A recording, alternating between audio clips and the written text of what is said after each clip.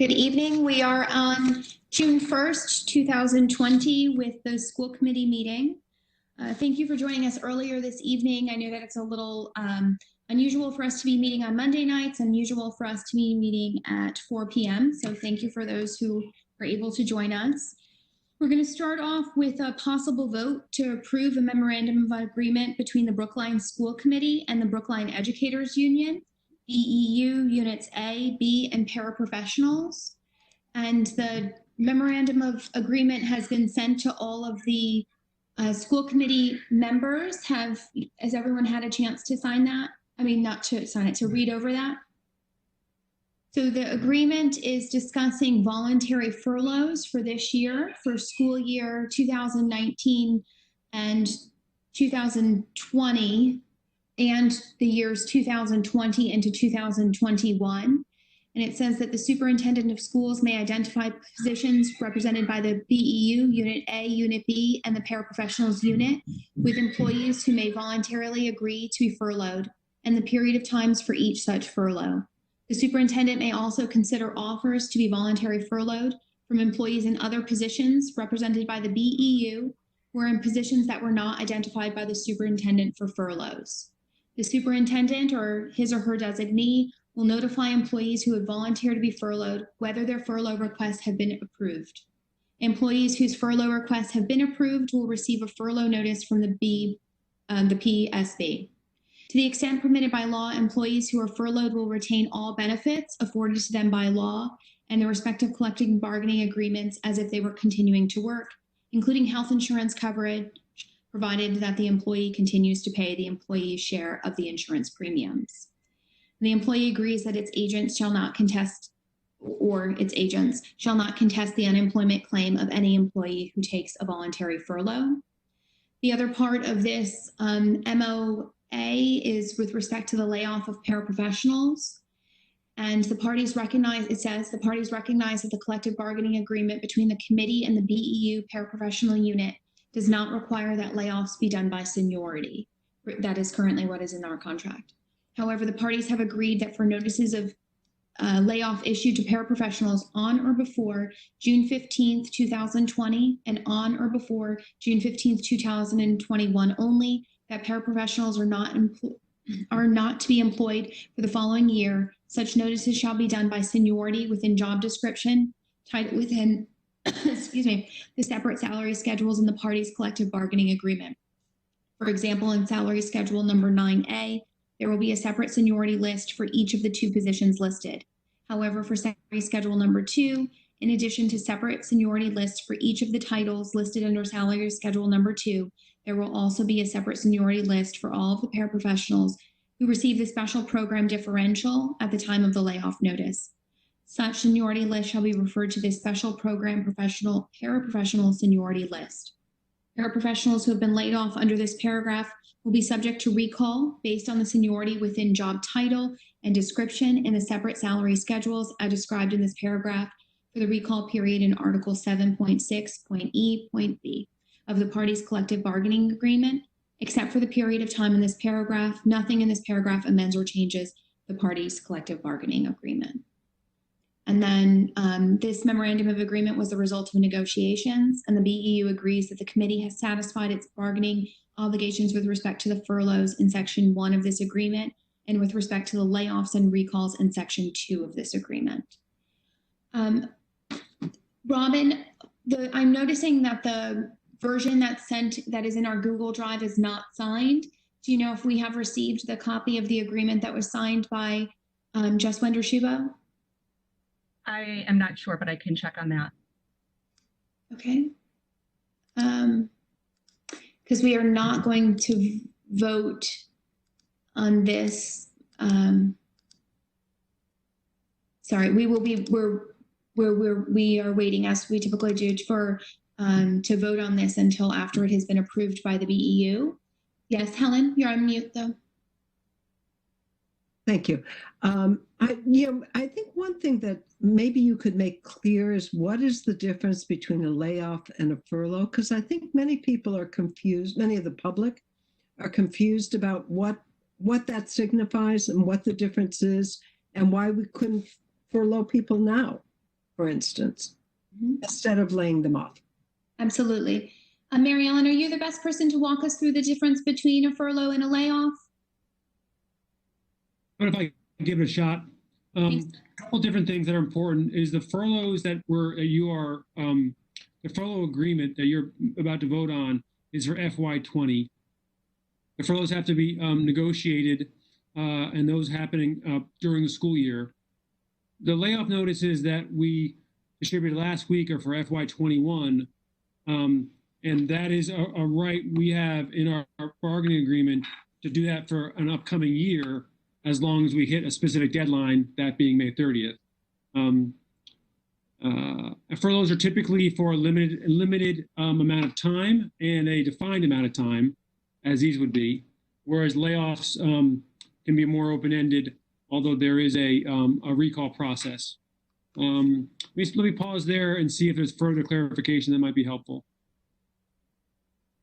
Ben, did you make the distinction also that the benefits that are, so when you're furloughed, it's as if you're taking a medical leave. So any benefits that are available to you that would be available as an employee would continue. And that typically is not the case if you've been laid off.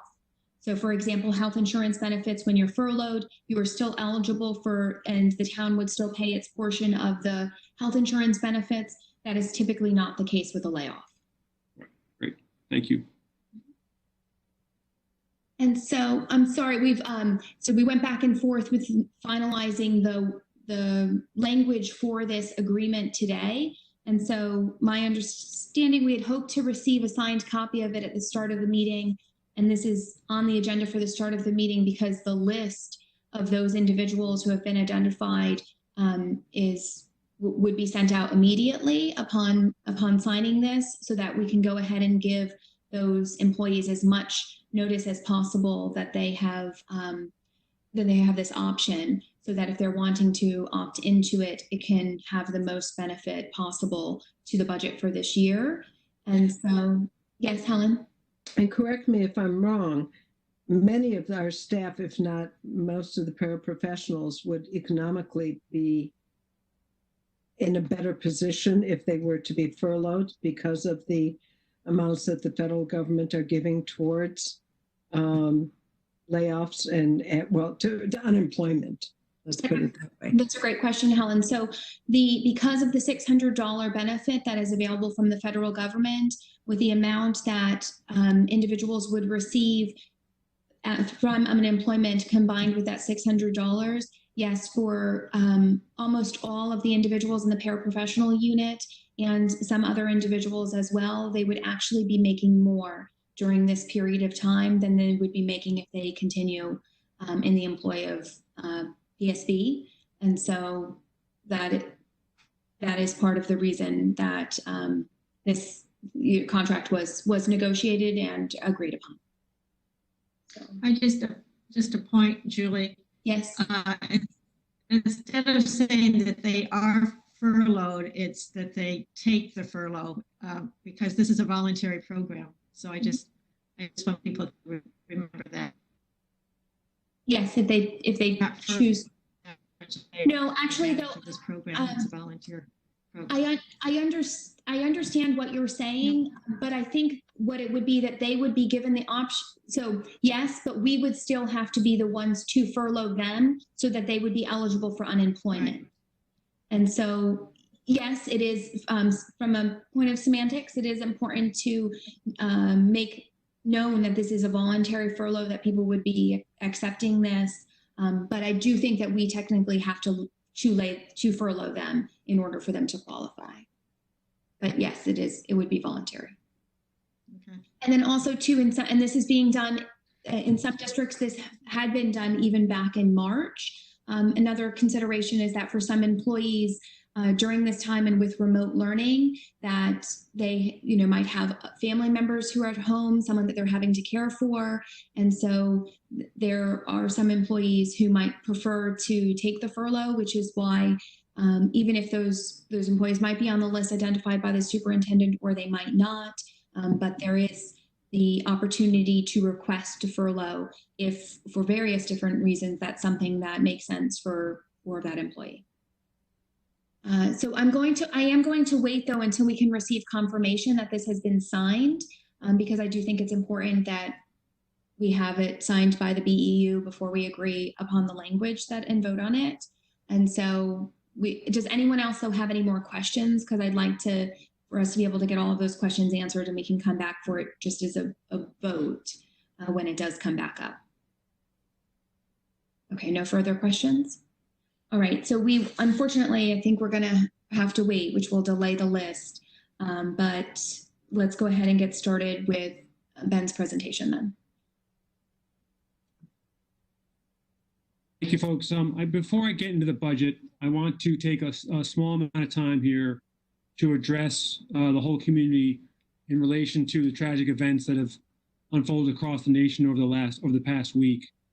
Specifically, the killing of George Floyd at the hands of Minneapolis police officers has thrust our nation into further turmoil.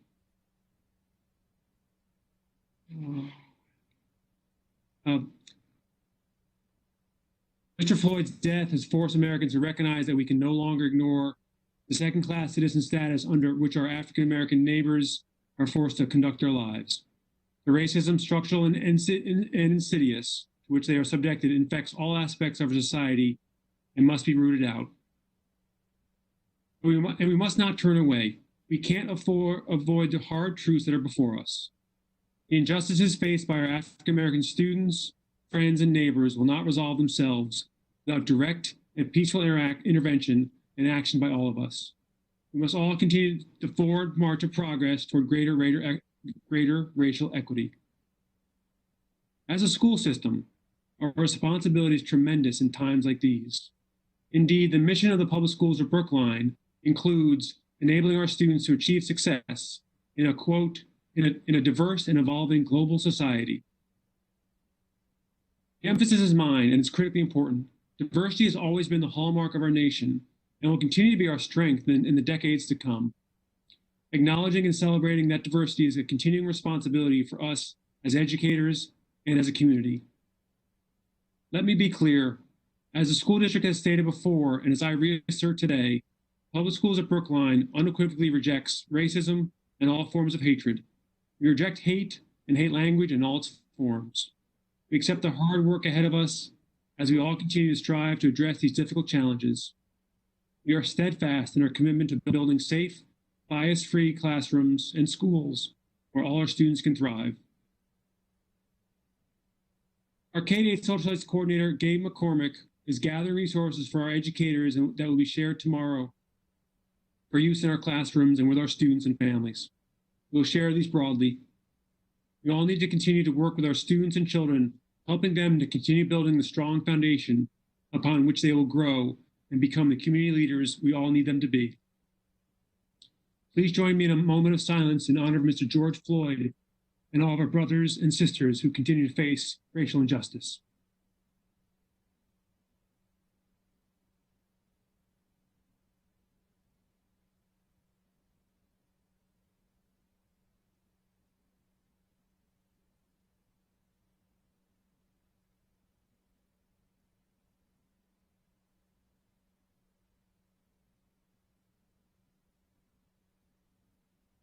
Thank you.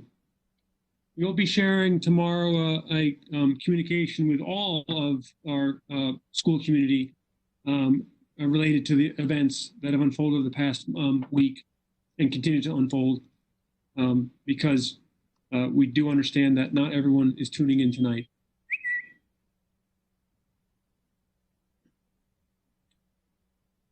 Is that, Susan, did you want to say something? I can't hear you.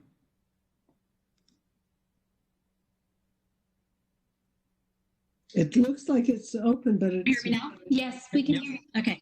I wanted to ask a question. So first of all, I appreciate the statement, Ben. I think I'm wondering if when we do a communication tomorrow, we can say anything about supports that we are putting in place for people who are feeling affected by this and are unable to work on, sort of do the daily course of activities. This is a very traumatic time that a lot of people are experiencing or personally.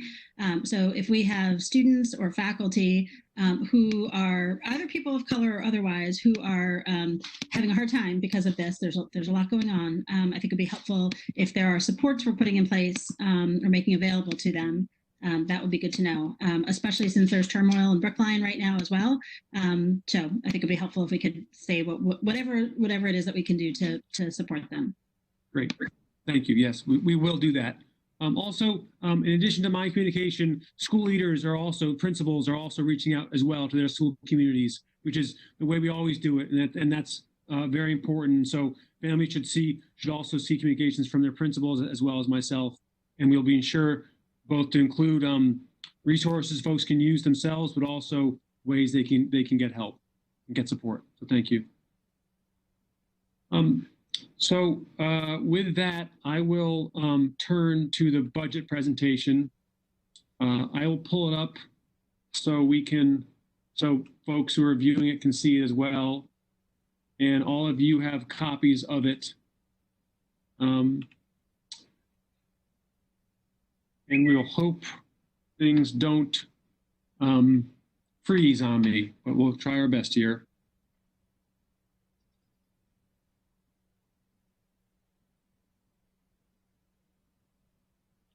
Okay, Julie, can you see a slide there? Can you give me a thumbs up? Okay, great. Okay, good. Thank you. So I guess I want to start out by saying first that I give this budget presentation after a bunch of work from many folks, including school committee members, and working with principals, working with our Office of Teaching and Learning, getting input from coordinators through the Office of Teaching and Learning and their work. Both in relation to the work we're doing in remote learning, but also thinking through what's possible next year. I also do it, and that's work that has in some ways been formal, in some ways been informal. It's been a combination of that, but we are getting good information as we continue our planning about what may be possible and what will be more and more difficult as we plan for a very uncertain school year. I also want to fully acknowledge that I'm providing this presentation, just a very short time, 48 hours, 72 hours after we've done something in Brookline that we haven't done for, maybe 25 or more years. And that is provide reduction in force notices or layoff notices to many people. As the school committee has said, and I've said as well, the chair and vice chair said in their communication, one of the primary reasons to provide so much notice to so many people is because of uncertainties we face, and allowing ourselves and also our contractual obligations to meet the deadline of May 30th. That combination has led to the broad noticing and real turmoil and real confusion, honestly, and concern.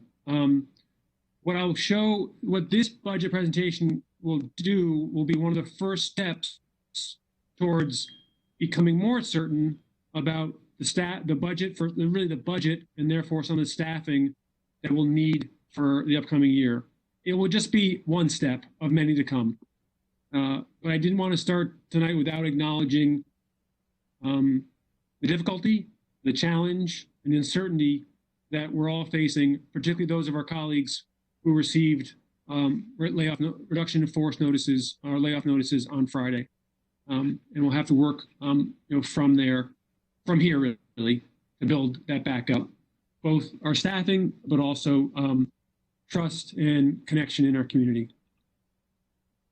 So we always try to build our budgets based on our district mission and core values.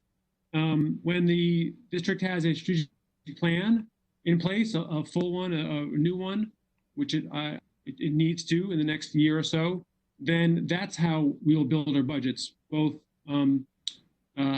district-wide budgets and school budgets based on that. But just to repeat our mission, develops the skills and knowledge to pursue a productive and fulfilling life, to participate thoughtfully in democracy and succeed in a diverse and evolving global society. That is a very powerful mission that has been guiding the public schools of Brookline for many years, and it continues this day and in the future to be more important than ever. The budget has been ongoing and continuous evolution of this budget.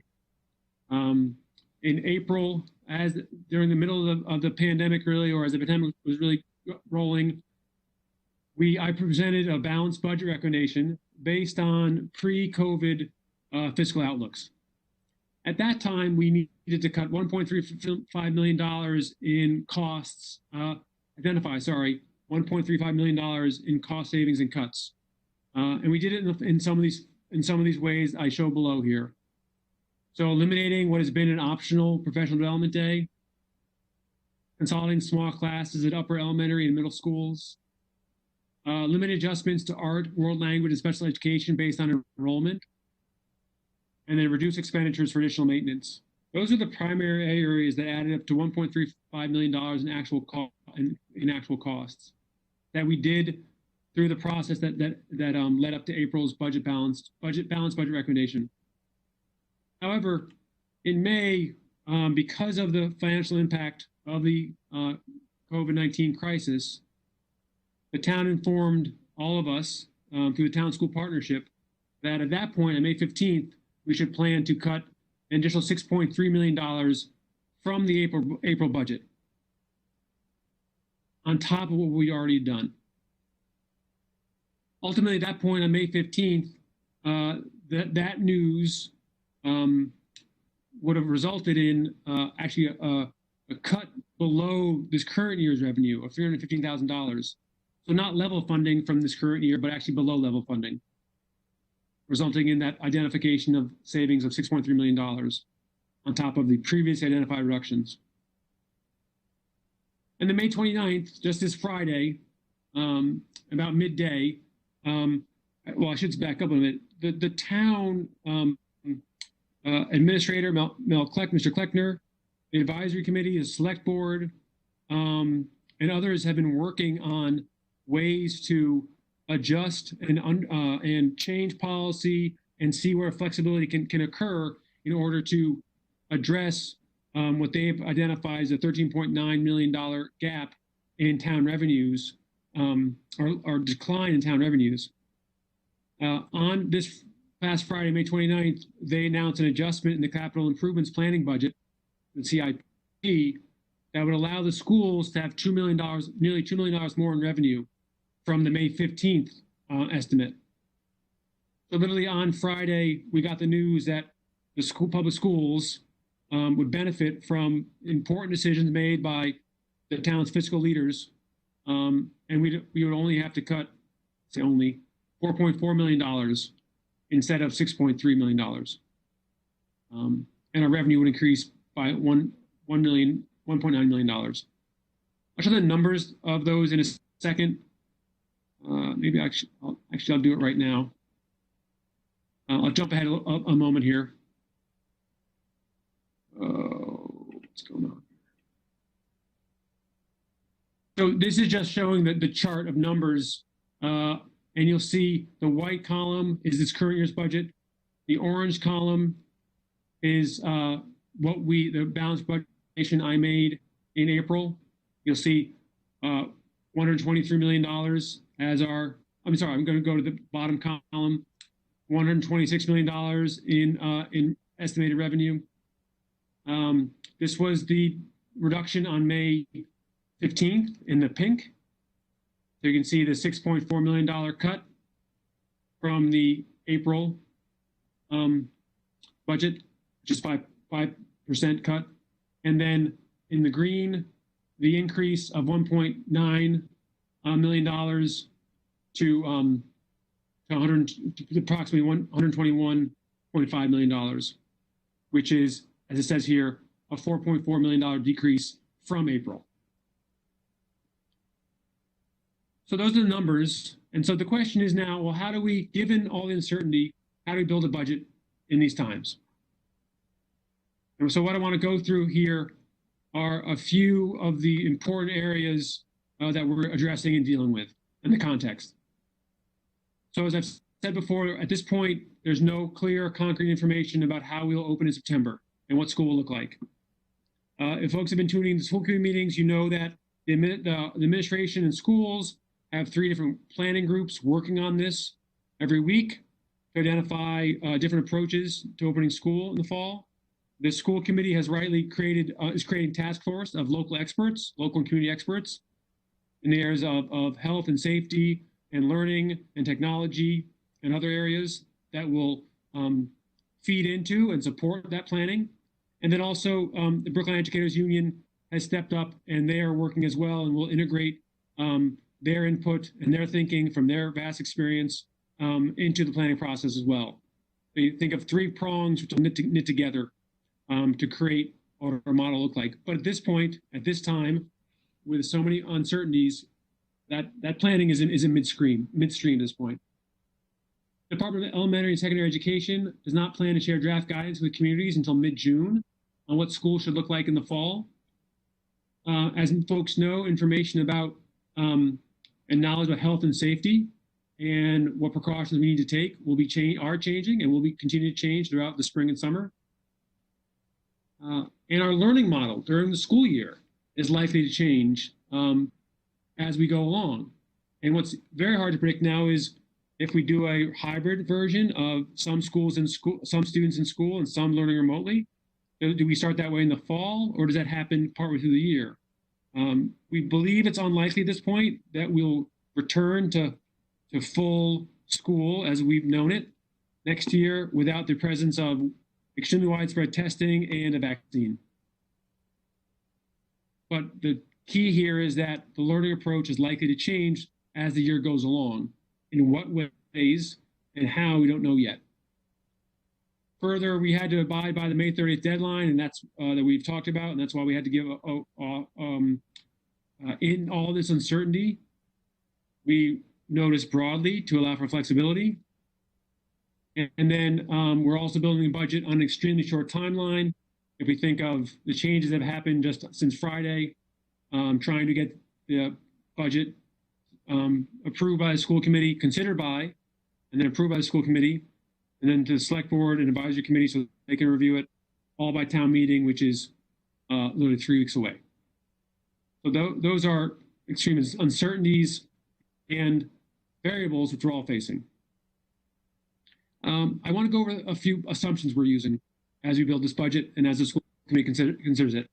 We're trying to build a budget with maximum flexibility for now as we plan for the new school year, but also one allows us to change program and perhaps staffing during the school year as the learning model is likely to adjust. We want one that requires flexibility in staffing and also budget contingencies because, as I said, we'll probably be changing through the year. We also need to allow for additional costs and perhaps services which are not clearly known at this point. And then another area of really important concern and uncertainty is BEEP. BEEP is going to require a greater depth of planning before its planning can be set for the fall. As Regina Watts and I communicated to BEEP families on Friday evening, BEEP will happen in the fall, but at this point, neither the school committee nor my administration nor Principal Watts and her team are clear what it can be now because of the many requirements that it has, being an integrated program and also being dependent on tuition as part of its revolving fund. So those are the assumptions we're operating on in terms of what we need to pay attention to and how we need to build flexibility as we build a budget together. A few more important assumptions here. That the remote learning environment and the way we're approaching remote learning will need to be strengthened next year, providing more coherent instruction and support for all students across the district. The planning now is happening and all that we're learning from the work all our teachers are doing, all our staff is doing, all our principals and vice principals and coordinators are doing, what we're learning from all of them, what we're learning from families through surveys and also hearing from them virtually and online. All of that is going to help us strengthen the approach. We're hoping that that K-8 teaching opportunities and instruction materials, as well as BHS ones, can happen on a more district-wide or department-level approach. So teachers are not doing everything all on their own. There's been great collaboration over the last few months relative remote learning, but we also know that there's still in each school, many folks doing it, or across the district, folks doing it on their own and trying to do all of it to support our students.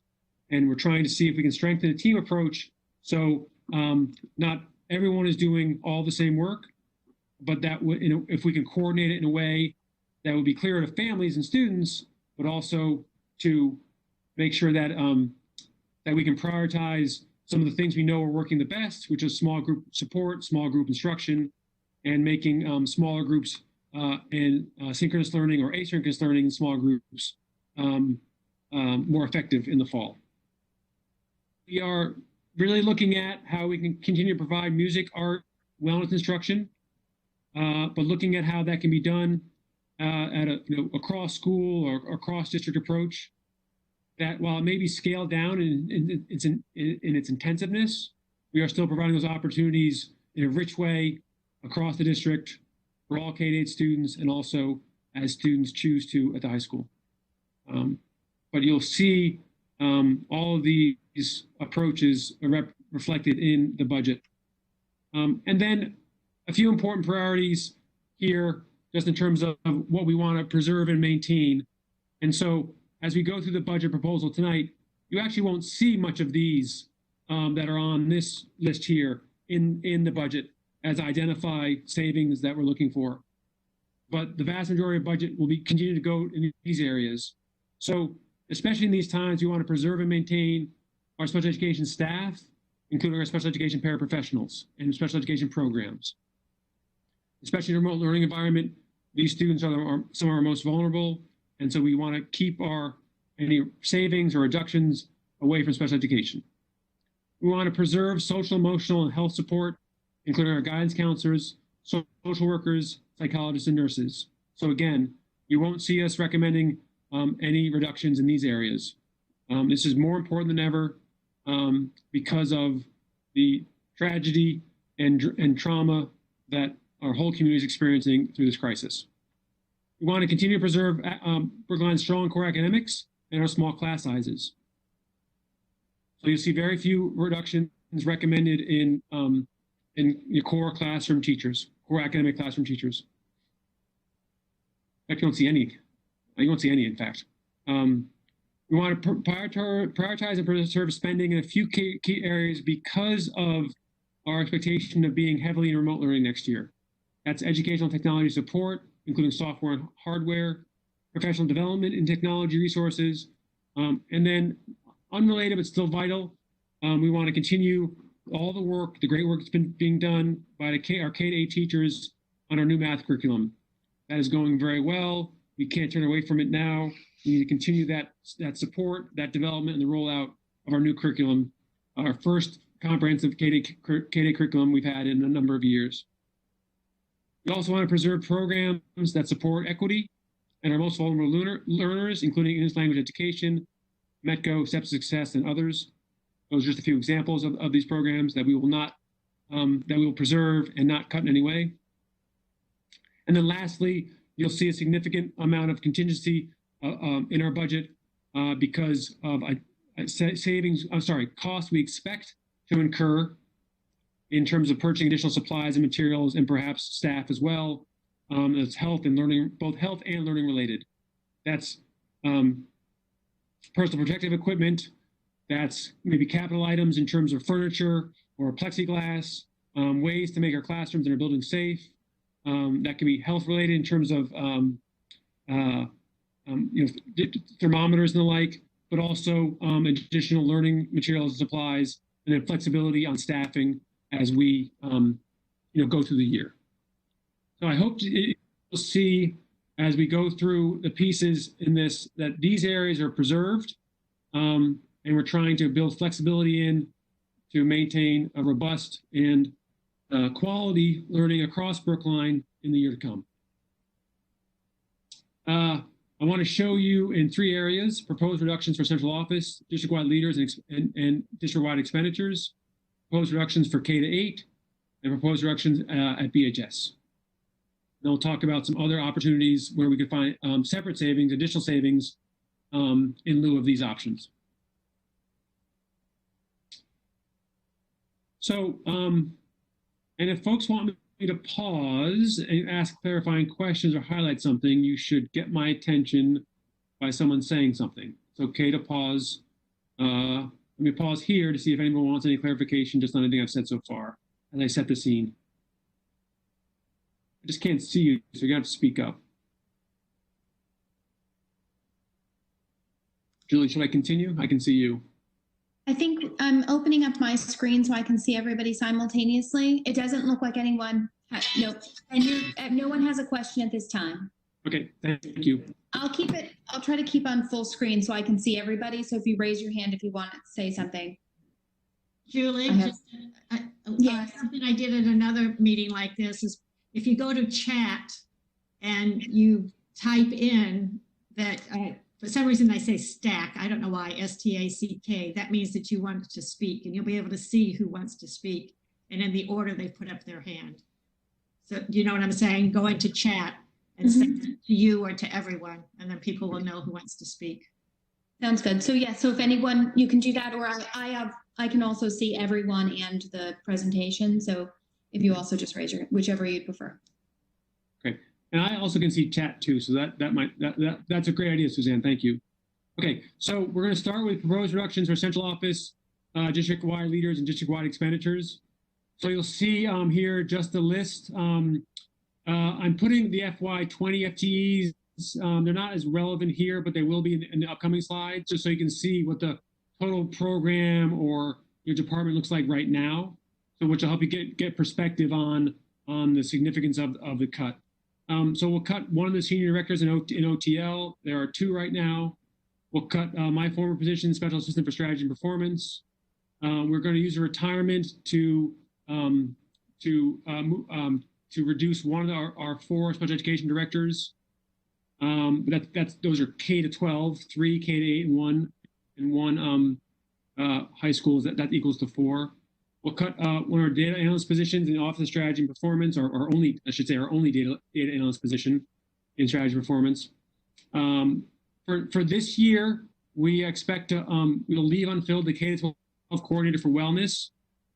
As you'll see in the upcoming slides, we do expect wellness to reduce to some degree this upcoming year, at least for part of the year.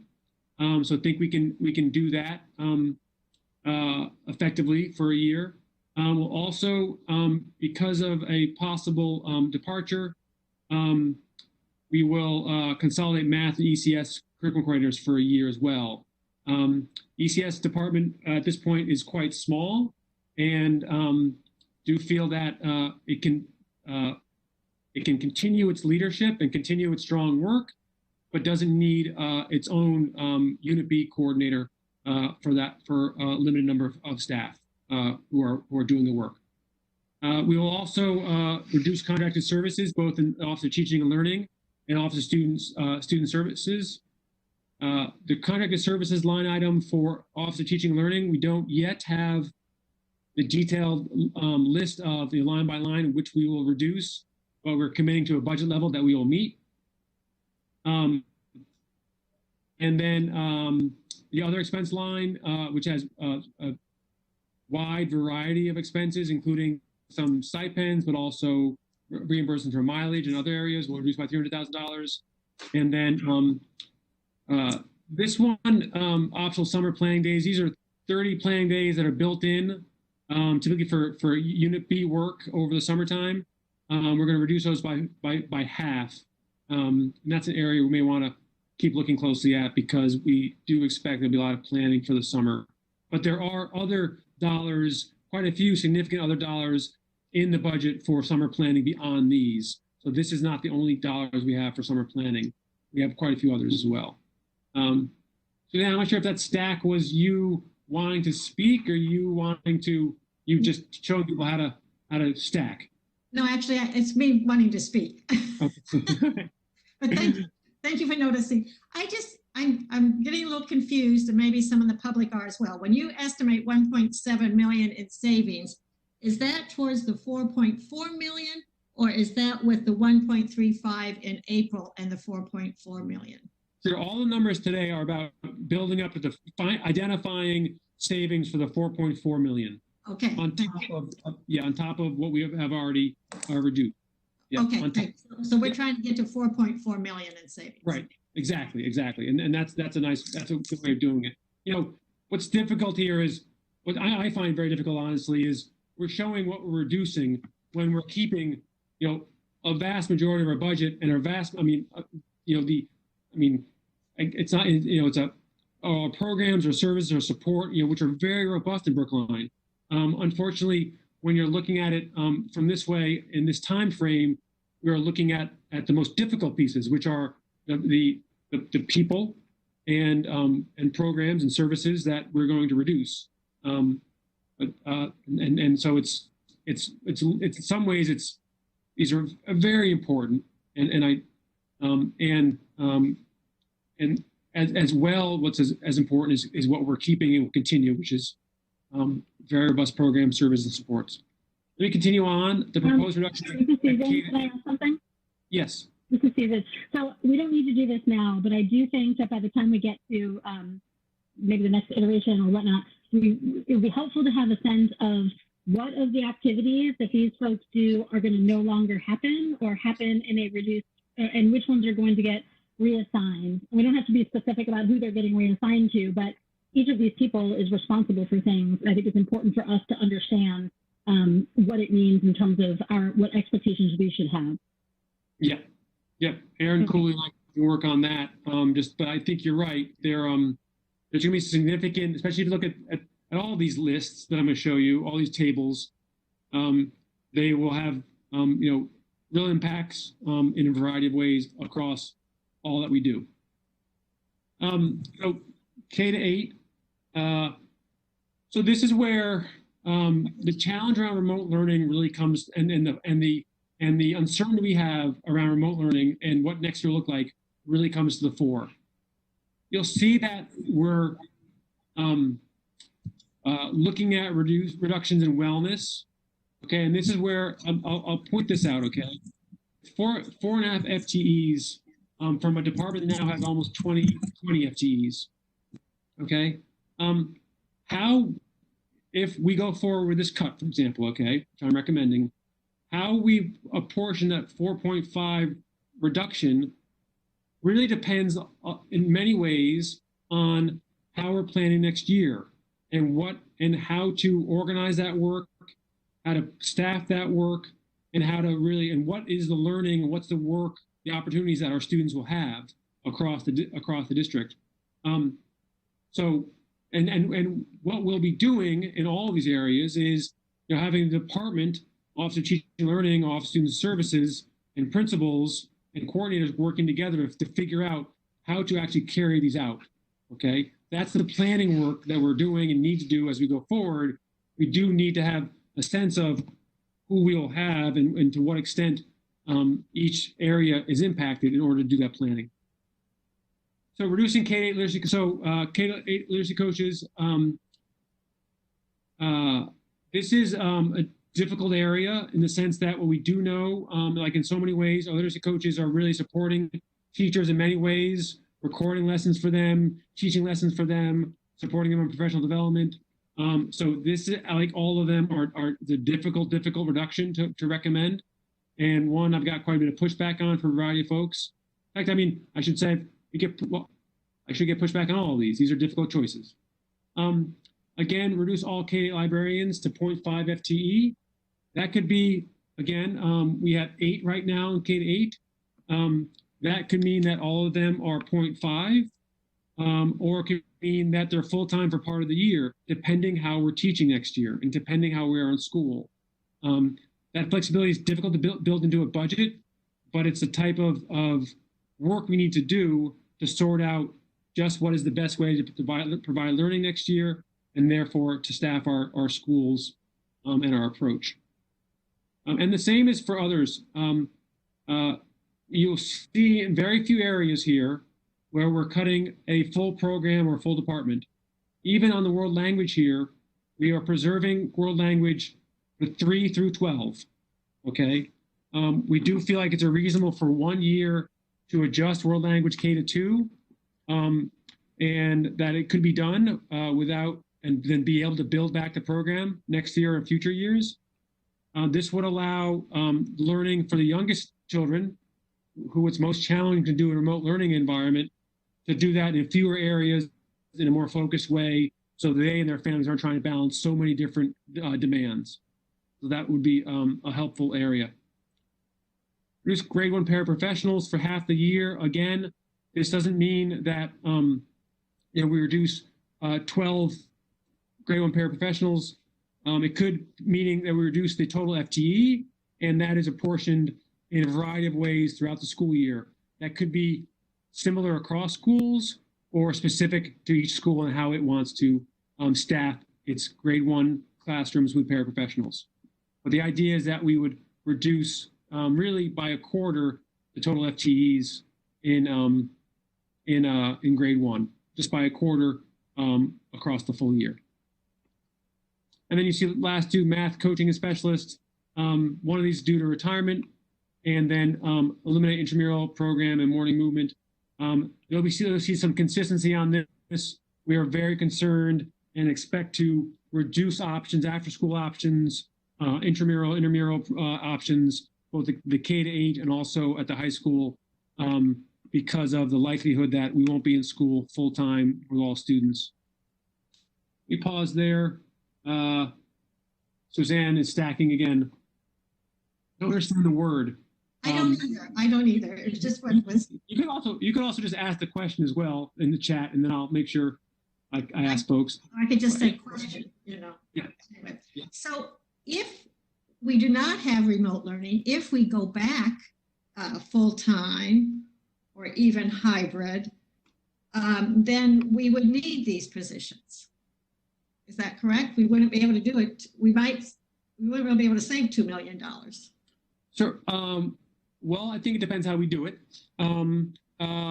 The principals raise this very same concern. If we do go back full-time, full school like we have in the past, one of the real key areas here, especially on wellness, is in addition to providing high-quality wellness programs and PE to our students, that allows many of our teachers to get to help them get common planning time, which is vital to their work and their support of students. So you are right that if by some, I think, miracle, honestly, we went back full time, but we're still facing $4.4 million in budget cuts that we still have to get from someplace. And so that's, at this point anyway, one of the constants, which is we will have less funding because of the pandemic and its impact on town receipts and revenue to fund our schools next year. I don't see a path forward where we do things the same way and staff them the same way. Barbara has a question as well, Ben. If we do hybrid for much of the year, and we have half of the children, for example, coming in the morning and half coming in the afternoon, or some version of that, we will still need full staffing. So it's not just if everybody comes back, it depends on the kind of hybrid model we have. So for some of these things, I think that is very difficult. For example, of course, I talk about librarians, but if you were doing that, you would need your librarians there. You, I suppose, wouldn't have to have them there all the time, but then you are not doing the services that you are not having a lot of the services that they provide for teachers in a regular school year. So hybrid doesn't even mean we need people half-time. We don't know about that yet. Am I correct? We do not know about how we will be providing school next year. That is exactly right. No one in the Commonwealth really has a clear understanding of that quite yet. We're all working on that to define that. So may I just continue? So for some of these positions, some of the people may decide they're going to leave Brookline and find another job. Some people may furlough. So if, for example, some of the people who are coming half-time choose how would that work with the furlough? Do they have to agree they're only going to come half-time for the time being? Or will they be able to continue to get unemployment for the half-time they're not coming? So I just want to be clear on the different terms. The furlough's just for this year, for FY20 at this point. Right. Okay. So what we're talking about here are the possible layoffs of staff.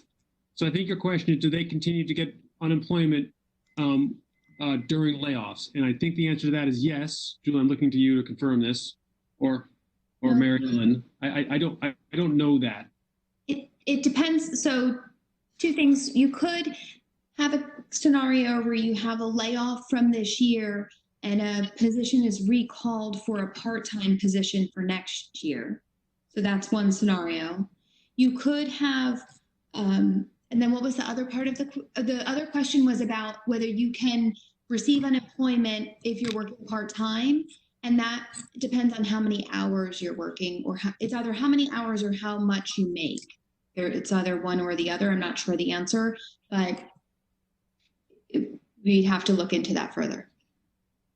Thank you. And then I think Suzanne has a question about first grade pairs, looks like.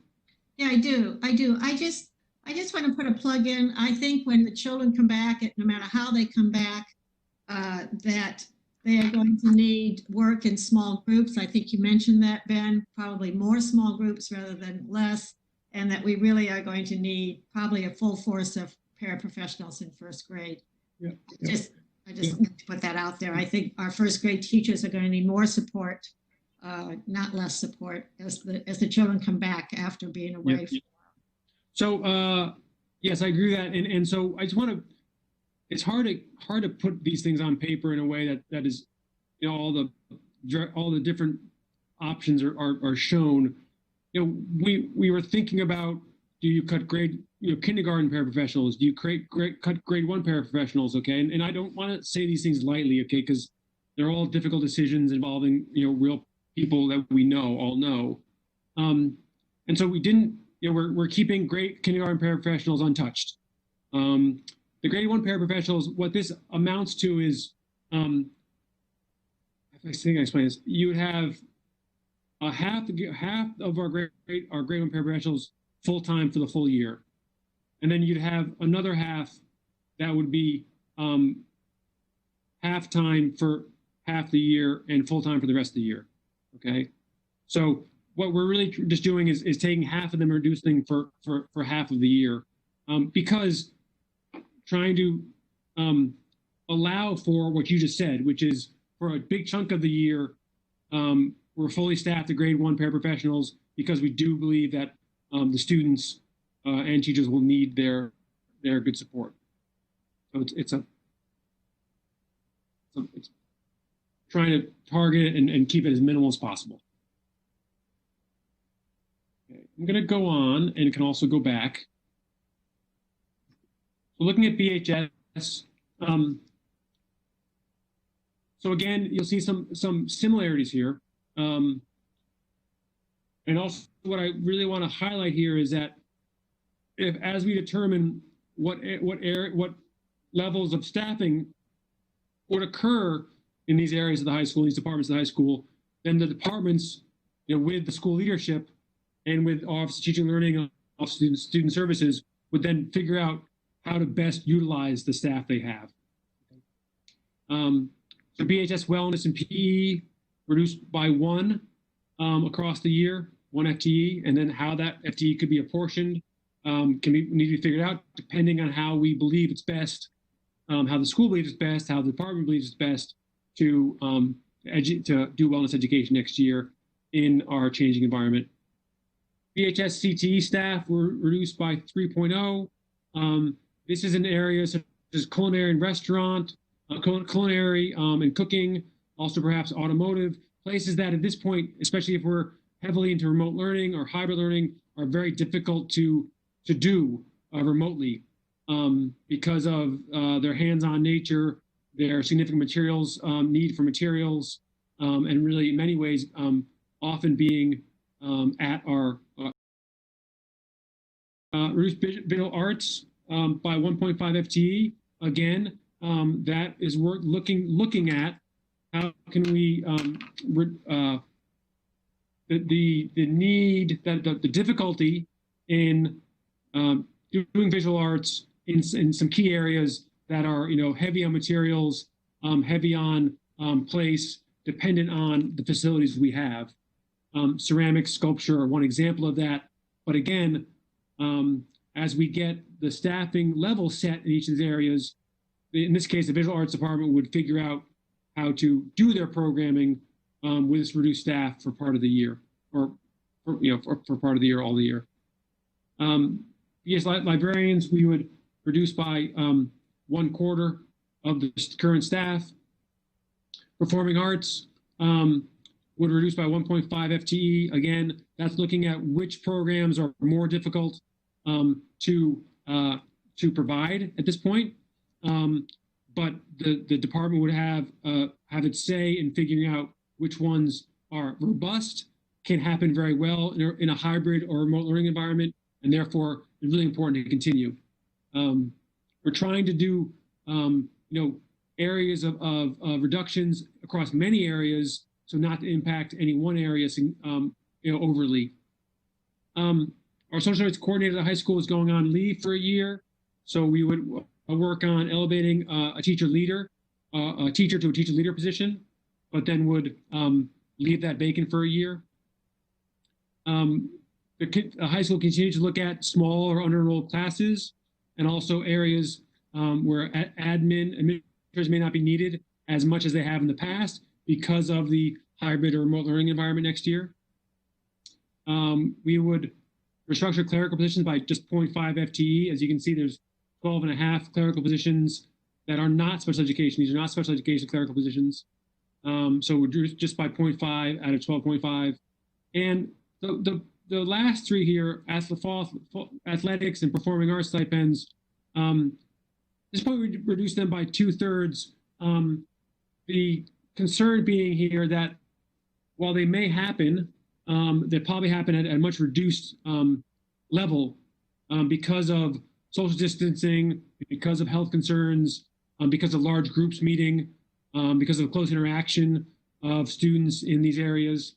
So we're putting forth that because in a new environment next year, these would be very hard to execute. They wouldn't be eliminated in any way, but they would be reduced significantly for the year as we return to or transition hopefully back to full real schooling, I guess I should say. Let me pause there. Suzanne has a question. Yeah, can we talk about the ACE program? I'm confused. I don't see it here. My understanding is that the curriculum coordinator of ACE received a reduction letter, and so right. Yeah. So why that happened? I thought we were. What you have here is possibility or the plan to adjust and address administration FTEs at the high school. You are right that many folks across our schools and also administrators received the reduction in force notices on Friday. And as we said, that is to allow us the time to plan to see what we really need in terms of staffing or educational leadership. So we aren't planning on so it's because someone got a letter, notice on Friday, does not mean that there is an absolute. In fact, it's likely that will not go into effect depending on the budget decisions that ultimately the school committee makes. So that's the same rationale for that specific notice. I prefer not to talk about specific notices of specific people in this context. Later, but okay, thanks. Helen has a question. Sure. Helen, you're on mute. Helen. I'm sorry. Could you define under-enrolled programs? Because I think people in the community may not understand what that means. Well, I think it's likely in the case where, for next year, that could be, you know, different departments. I'll just name a few because because they're hard to do. So it could be athletics, it could be wellness, it could be I'm trying to think of others. Could be CTE. I mean, I don't mean to throw these out casually. I'm just trying to give you an example of programs. Isn't it classes that are under 15 kids in a class? So this is a line here that is both and. So I thought you were asking specifically about programs. I see. I'm sorry. There are also classes where we typically do not want to have classes that are less than 15 unless there's a specific reason to have that class that size. So in their sectioning, as they go forward in their sectioning, the high school will continue to look at small or low enrolled classes to see if those are necessary. The challenge here also is in sectioning in a remote environment, sectioning can be actually maybe able to be done quite differently, especially in a wide variety of classes because, and so that's a complexity here that we don't yet have a handle on in terms of what does class size mean in this environment. It's just something that's unanswered at this point.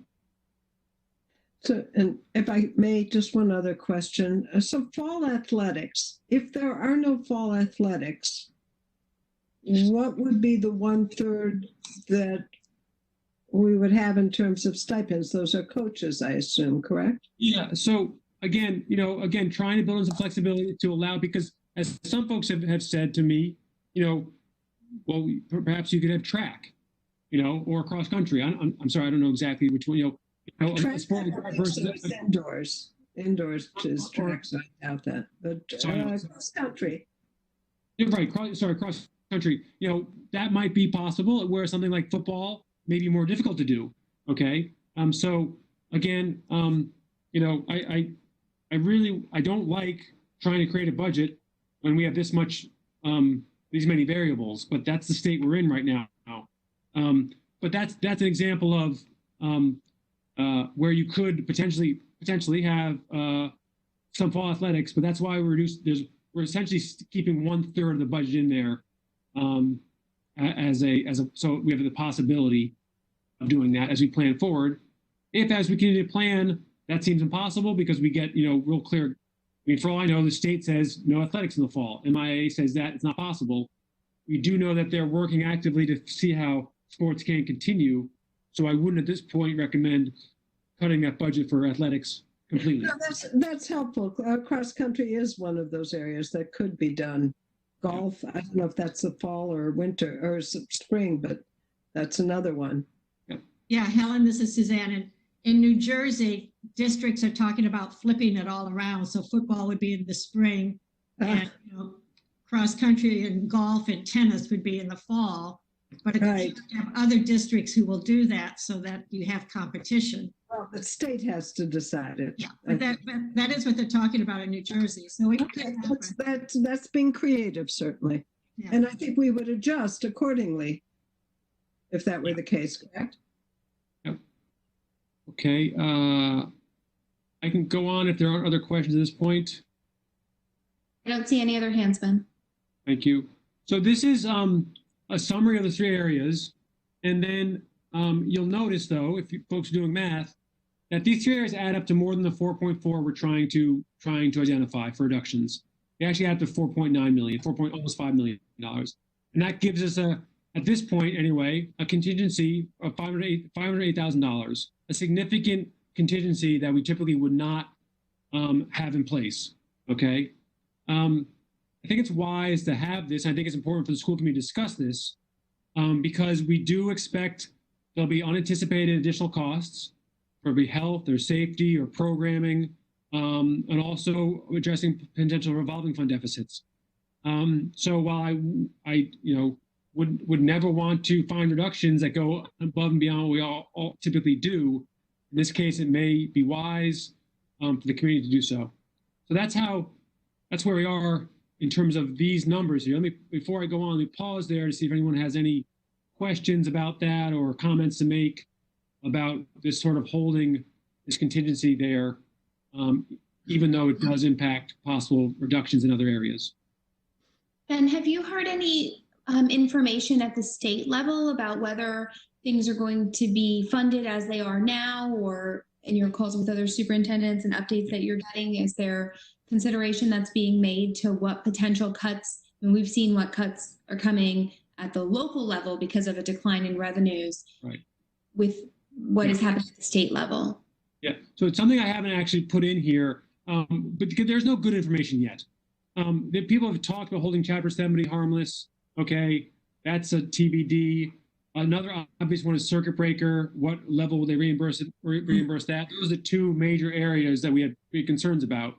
But at this point, I mean, that is another contingency I should add in here, actually. So thank you, Julie, because there may or may likely be cuts from the state as well. We do know that you know, the state is trying to hold those harmless, but there's no guarantee at all about that.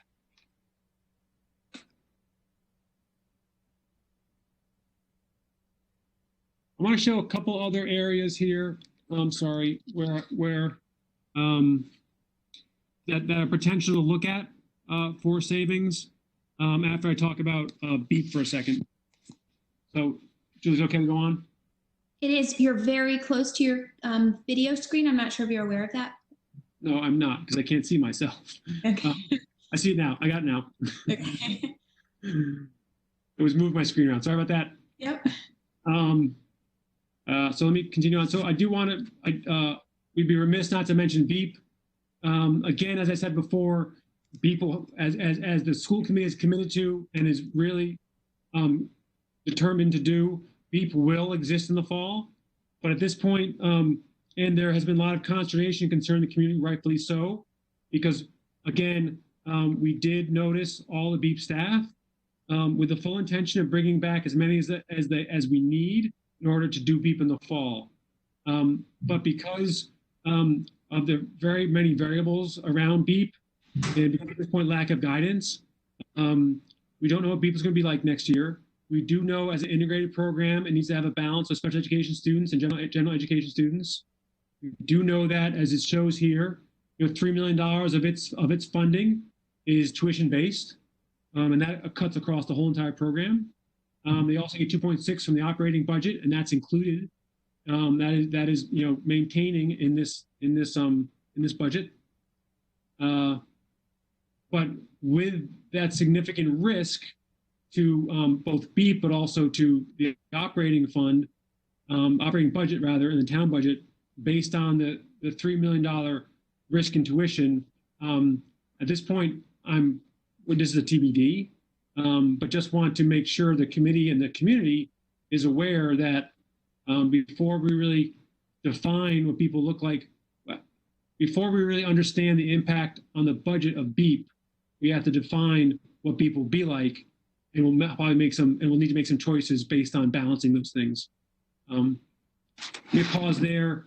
Folks may have some few things they want to say about BEEP or questions to ask just about how we're going to be executing this. Helen and then Suzanne. I can't let this one go. I think we really need to be very careful in what we're doing here. I think that we have some excellent, and we have excellent teachers throughout the system, but this program is a really important program. The special education students who it's essential, and to the typically developing students, the students at risk, and the English language learners who all attend this program. And I think that we need to find a way to make this work for the fall so that parents will come, that we will get the tuition, which we've seen many parents have said they want. We need to find a safe way to have this program. I think these kids, unlike others, cannot do remote learning. I mean, that's or not as well, let's put it that way. They possibly can with parents, but it is very difficult. And I would like us to, I'm hoping that the Department of Early Education and Care will come out with some guidance very quickly. I know that the private daycares certainly want that and need that. And I'm hoping that DESE will come out too in their early childhood group to have recommendations of what should happen. So that's my 2 cents. Thank you, Helen. Suzanne and then Barbara. Yeah, so I'm actually kind of saying what Helen is saying. I understand that Early Childhood and Care Department will have guidelines out June 15th. And so I think we need to take a quick hard look at that.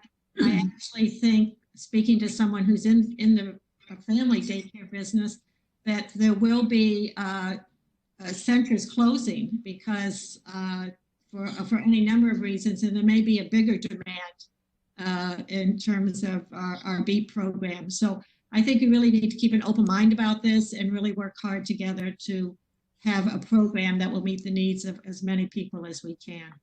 And just one, if I could, Barbara, I'm sorry to cut you off, but just one thing.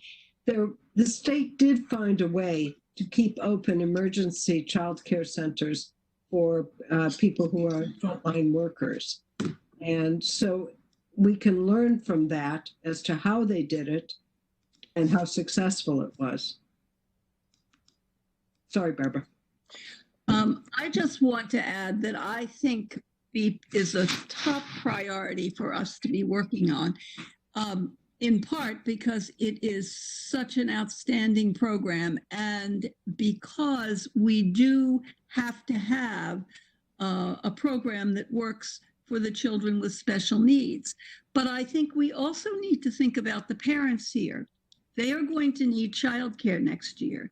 And if we are uncertain about BEAP, we run the risk of losing people who might want to be part of the program. I mean, I know that, people will want it, but they have to have childcare.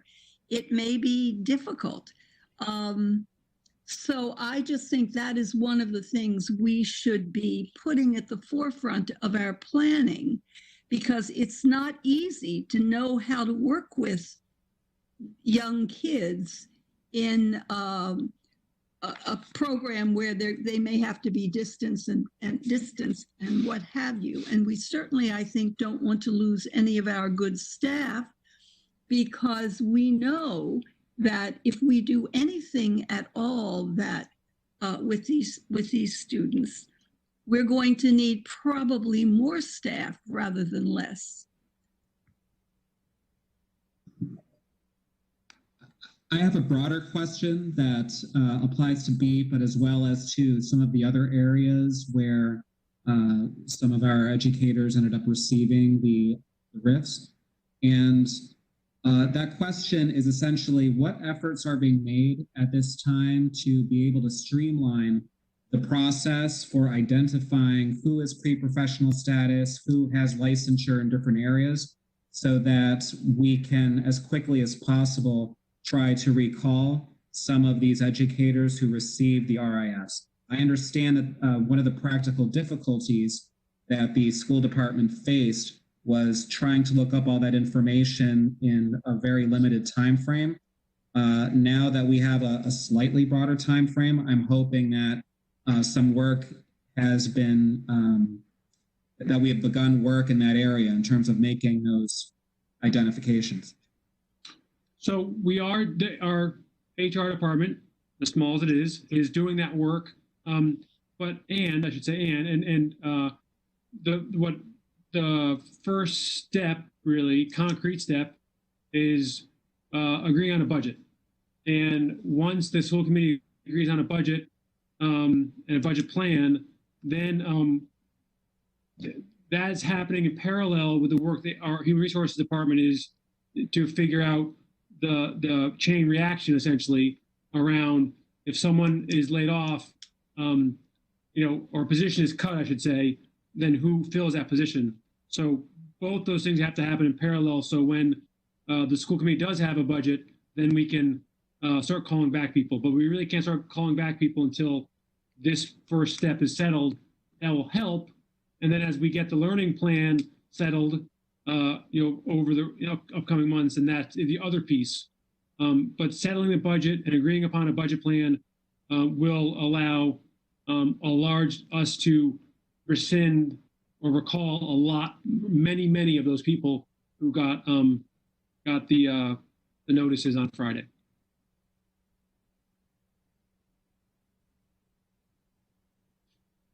Jennifer? Does anybody have any updates on any feedback they may have gotten from the town being select board, advisory board, schools, subcommittee of the advisory board, or the town administrator on any access to any additional reallocations of the town money to the schools? We had town school partnership on Friday afternoon, which is where we learned that, based on conversations that had taken place, the town had reallocated funds and decreased some of the contingencies. And so that has happened since our last finance meeting. And we have another town school partnership meeting this upcoming Friday and a meeting with advisory on Wednesday. And so hopefully more information will continue to develop, but that is where we're at right now. The other piece of that, which Mr. Kleckner has been open about, is that, and is really pushing the town to get its arms around, is to think of the budget as a two-step process. One now, and then again in the fall, when many things will be even clearer than they are now. I don't quite understand how that can help the schools, honestly, because obviously much of our programming, starts at the jump, but it may be possible. This is a bit of a flyer. If the town is able to or chooses to increase funding in the fall to the all town departments, including the schools, that could be looked at as a way to get some of the additional staffing folks continue to say we will need. So I don't mean to predict that. I mean just to say that it's clear that Mr. Kleckner is advising us that the town meeting in the fall, the special town meeting in the fall, will also have an impact on the FY21 budget. When it's positive or negative, no one knows at this point.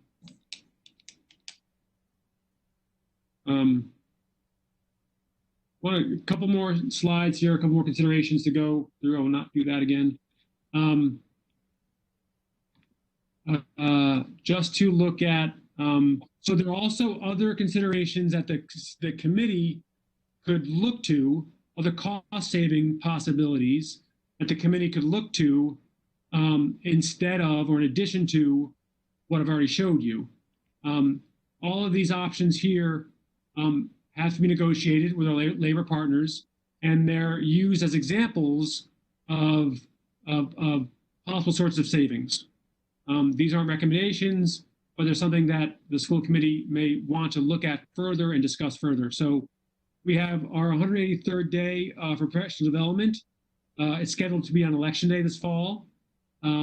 If we furloughed all staff, I mean all staff, A to Z, not just teaching staff or classroom staff or school-based staff, but all staff for that one day, that would reduce everyone's pay by one day, and it would save up around $534,000 for the town and for the district. You could also reduce the annual salary increase by Unit A that Unit A, B, and C have in their contract. Just as an example, a 0.5% decrease in that annual salary increase amounts to $481,000 in savings. That's just to give folks an example of the dollars that are there. That has not been negotiated. This has to be resolved during negotiations. You can continue furloughs for food services. That would, of course, would depend on us being largely remote if we are, then you can reduce food services significantly like we are now. So that depends on our plan. Another version of this is similar to is across the board salary reduction for all staff. Again, it's all staff, unaligned, union-based, and 1% reduction for all staff is just over $1 million. These are examples of cost saving options that can be looked at that are broader based, meaning they're affecting all the staff across our public schools and the district administration and leadership, not just specific people in specific areas or schools or programs or offices. So those are possibilities. Again, you have less control over these because all of them need to be negotiated with our union partners, or most of them do anyway. But that is something that is possible to consider for the committee or any committee. Any questions about that, or questions of the numbers, or just that approach, or these possibilities here? Yes. So, sorry. Go ahead, Susan. I think she wants you to, David. Okay. So there had been some discussion about looking into the services budget, and I'm wondering how much work has been done there. I know that this budget outlines making cuts of about $500,000, but there is a fair amount of money in there. So I'm just wondering how much more could perhaps be realized from that source. So at this point, it's $650,000. Sorry, let me say that again. $650,000 cut from the services. We know, in looking very closely at the services that are special education services, that $150,000 cut from special education services is really the maximum we can go. Please remember that the bulk of the services line item is spent on special education, tuition, and also mandatory transportation. So in terms of special education in that services expense line item, there's not much more. There isn't much more we can do than that $150,000 we've already identified. The area of OTL is a little more is probably worth continuing to look at. It's spread across many areas, and a lot of it is in software, in stipends, and those areas. So it's not as easy to identify and cut those as I may like, but it is an area we should continue to look at. And really, at some point, we need to pick a reasonable number on that and work towards cutting towards that number, as opposed to at this point looking at each specific contract, service, line item within those expenditure. At this point, it'll take too long to do all that in-depth work to come to a reasonable number, rather than identifying a target and then working towards that. So that's an area we could continue to look at as well. Helen, did you have a question? I just thought about another area that we haven't talked about in the past, but we do have a China exchange program. And I'm wondering, I assume that will not be happening this fall. It didn't happen this spring. Are there savings that might be? So that's one of the areas we talk about BHS and under-enrolled programs and FTE. I believe that Principal Meyer has already told them that it will not be happening next year. So that's where you find the savings in this is on that line. Does that make sense? Yeah. Yeah. Yeah. Did Susan have a question at some point, or? So there are a number of comments on this page, which we probably need to discuss in executive session. I would only point out that these do not all need to be negotiated. Let me just say it that way. I don't want to say a lot more, but these don't all need to be negotiated. Okay. I also would like to point out that the last line is not 100% accurate, unless I misunderstand it. When you say an across-the-board salary reduction for staff of 1%, I want to put a flag on that, and I'd like to put a flag on the second row. We may need to come back and clarify language on those, just because, again, I don't want to get into anything more specific, but that language needs to get adjusted. Okay. Okay, so just if anyone's watching, more to come on those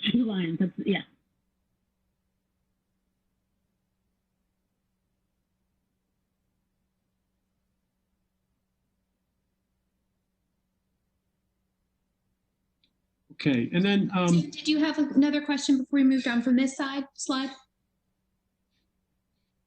Suzanne, did you have a question? Yeah, well, I had a question, I guess, on the one before on the high school. I mean, so you have down reduction for under-enrolled programs, but you have no, do you have money associated with that, or you don't have any FTEs, or I don't know what that represents. Is it? right, because that's so we have again.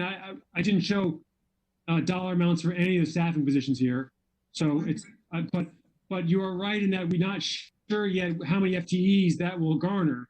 Okay, we know that Mr. Mason and Mr. Meyer are looking at specific areas, like for example, trying to exchange, because obviously traveling next year is not going to happen, as far as anyone can tell at this point, and that's. But with other areas, that'll happen in looking and sectioning and resectioning, and so we don't know how much they will garner. We expect it to be, or we're at this point estimating it somewhere around 3 FTEs in teaching staff, perhaps, and then there might be additional in administration, depending on that. So would that be additional to the 1.25 you've got down? No, it's included. Included? Yeah, it is. Okay. Yeah. Thank you.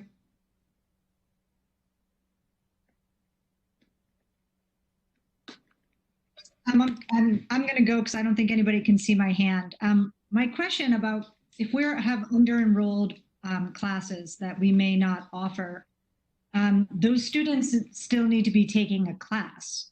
So are we talking about increasing class sizes or offering different classes or more smaller sections of over-enrolled classes? I'm not seeing how that's going to give us a savings because those students still need instruction during those time periods. So, but say for example, it's an elective class that is 15 and has 14 students in it. Okay, whether that's an academic elective or another version of elective. Okay, you can spread those students out across many courses. So while there might be an increase, it might be going from a course that has 17 students to 18 students, or 20 students to 21 students. So to say that it's automatically, it may be a class increase. There's also a possibility next year that students at the high school don't take as many classes. I mean, if we are in a remote or hybrid learning environment, as they have in the past. So it doesn't, and again, so that, I hope that answered your question in terms of, it doesn't necessarily mean that, yes, class sizes might increase in those areas, but it doesn't mean that we still intend to have class sizes within our guidelines that are typically small for high schools. That's still a priority, as I said early on, in terms of maintaining our small class sizes. But yeah.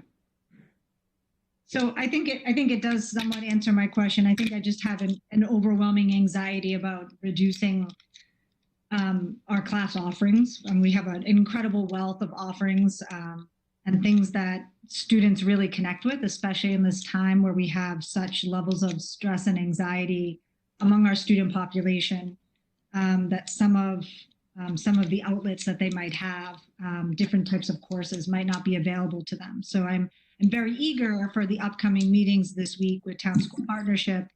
And I think, Julie, you said maybe there was an advisory meeting upcoming. Yes, on Wednesday. To talk about how we can get more funding for our schools. And I know a lot of members of the community are looking for ways to do that. And I don't know if that's part of our conversation or part of this question period, but I'm trying to figure out what is it that we as school committee need to be doing or advocating for to try to help this, because I'm very eager for us to keep all of our programs. And I know we're not saying we're going to make any programmatic changes. I just mean at full capacity.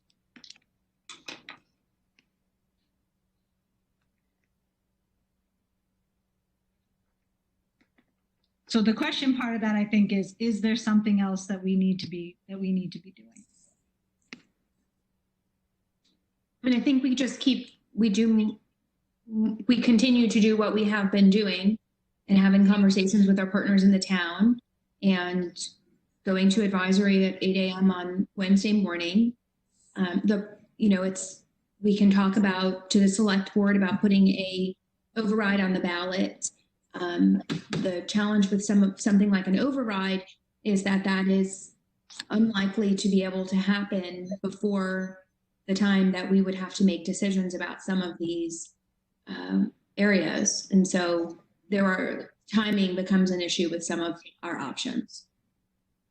No, I hear you. I think the override won't help in what we would like to see do with our budget at this time. The same as the idea, about things that might happen at town fall meeting. I think that's up late for us, and it could be a benefit to any sort of positions that might go half-time or might be at half capacity. And I don't know if someone who is perhaps also a town meeting member could maybe speak to the idea of the rainy day fund and what that is and what that means as a matter of information for members of the public.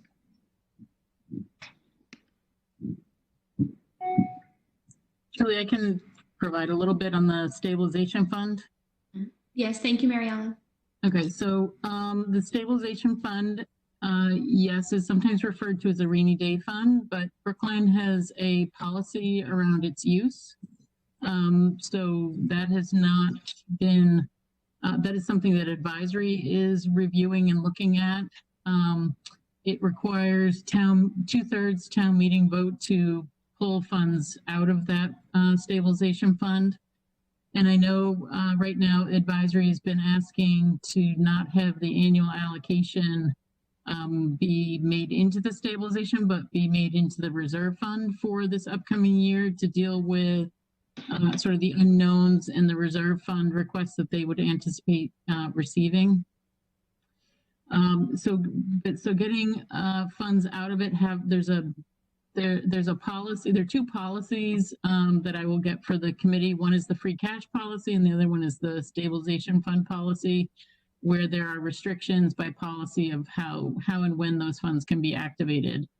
Free cash in particular is not used for operating budget expenses at all. So that's not an avenue for us. Stabilization, I believe I was told that the incoming revenue projections have to be below a certain level in order for that fund to get activated. So I think people, if they're interested in the stabilization fund, should pursue and kind of request or ask questions out of advisory, because we don't have any control over that or requests over that at this point.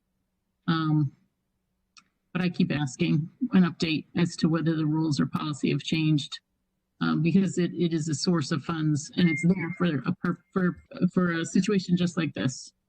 Barbara? I just want to say something about the override at this point. I think we need to be very careful. I feel like I'm hearing the community and a lot of people saying, oh, we'll just have an override for this. And for many of us, an override is not, we pay a bigger tax bill.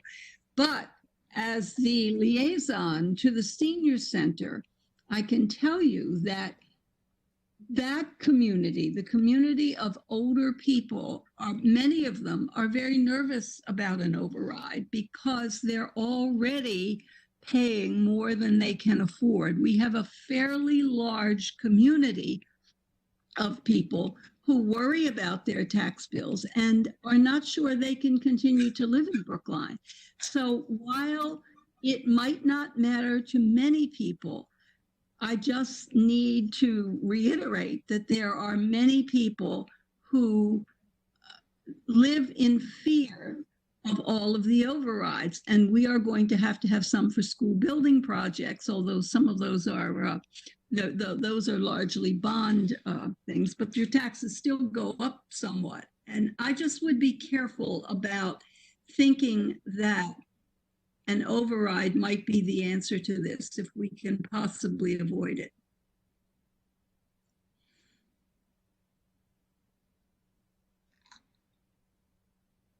I think that's all the questions at this time, Ben. Just the last slide here, then is just steps from here.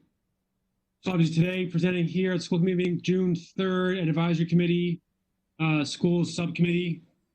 1 second, sorry, I want to do that. And then we'll need to be scheduling, oh, sorry, June 4th, the school committee is holding a budget hearing, which will obviously have public comment, public budget hearing remotely, unfortunately. And then we'll have to also present to the select board and full advisory committee prior to getting, in order to get the budget wrapped up and finalized for town meeting. We'll say that we'll just add, what really we need to do for town meeting is this slide. And right now, so trying to, we need to provide this level of detail to town meeting at the very least. So the total revenue, obviously, and then expenses in these defined categories of personnel, services, supplies, other utilities, capital, and then transfers to municipal departments. So this is sort of a working where we are right now in terms of working and targets. They can adjust and will adjust, and obviously there's a $500,000 contingency in here right now, which is sort of within the personnel line. But just to say that the point isn't that we need to get caught up too much in these exact numbers, because they will shift to some degree, but that this is the level of detail we need to provide at a minimum to town meeting in terms of what they vote and what you vote, I should say. Marilyn, do I have that exactly right, or am I misstating that? That's correct. Okay, great. Susan, you have a question. I just also, Ben, wanted to clarify on our slide of timelines and deadlines that, yes, the timeline here, in order to meet the deadlines that are coming up before June town meeting, we also need to have a vote on the budget on Thursday night. And so that's probably another important date to have up here as well. I mean, June 4th. That's correct. After our public comment and discussion on Thursday evening, we have a proposed vote on this. Okay. Yep. So the question, Julie, I have a question on the vote of the committee, so I can prepare that memo. So the committee can vote the bottom line, so the town meeting appropriation, and hold on the allocations if they would like, in terms of the 5 categories that we have, because the town meeting only votes a bottom line budget. And so the categories, if the committee would like, the categories can be illustrative based on the moving targets, and just request from town meeting the town meeting appropriation amount. So I guess I just want to know what the committee would like that vote memo to look like for Thursday.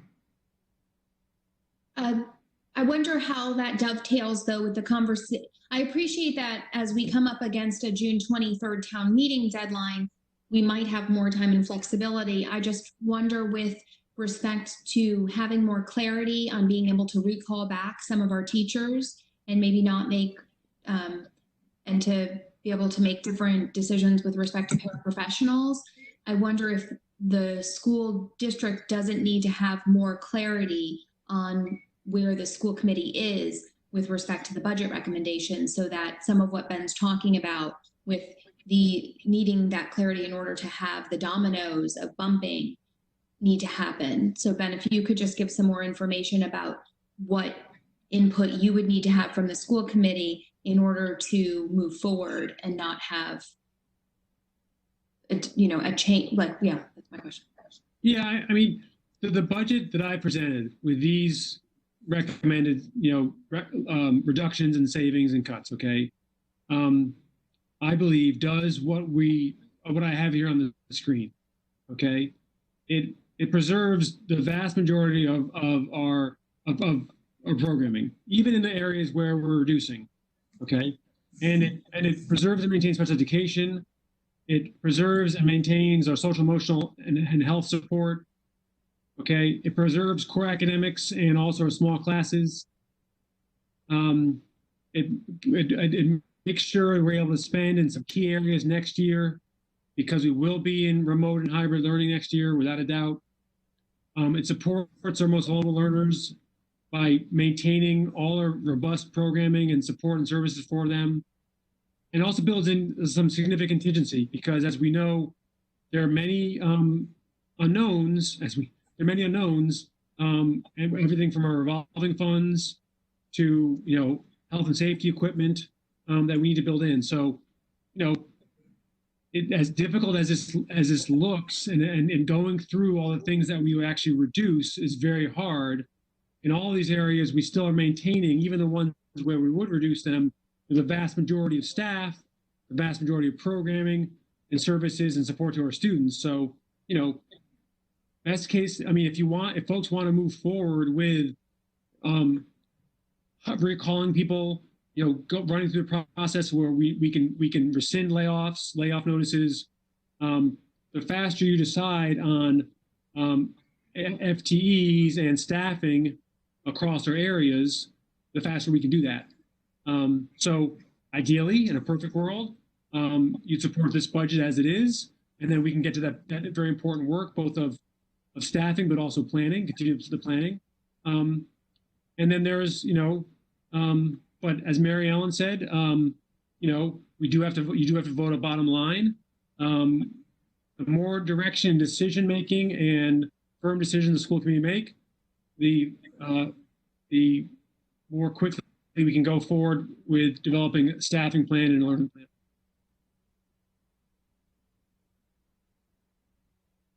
Yes, Suzanne? Yeah, I just I'm a little concerned. I'm not sure how we do this. If we are having public hearing on Thursday, and then how do we make, then we turn around and vote. We haven't really had a chance to digest what that is and to make some adjustments to the budget. I don't see where that's going to happen. It feels like we're getting. So you can still, school committee can still make adjustments to their budget, even after one of your 4 or 5 tasks is to, have a budget, and you can make those allocations and redirection as you need to during the year, frankly. So I think there is sort of a time deadline for town meeting, and I really appreciated Ben sharing the perspective about the roadmap, because I think that was important for the committee to hear and understand from, we only have like 17 days, 20 days left for some of our employees to access them, and we've got a lot of planning to get done.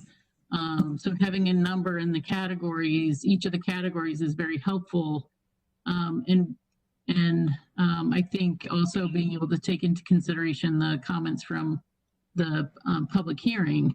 I think the concern I have is that we have finite resources, and we have wants and needs that exceed those resources. And there's going to have to be some adjustment, and there's potentially other resources that could be coming forward at a time where we already have a plan in place, and we can adjust then, and we would be coming back for a vote then. So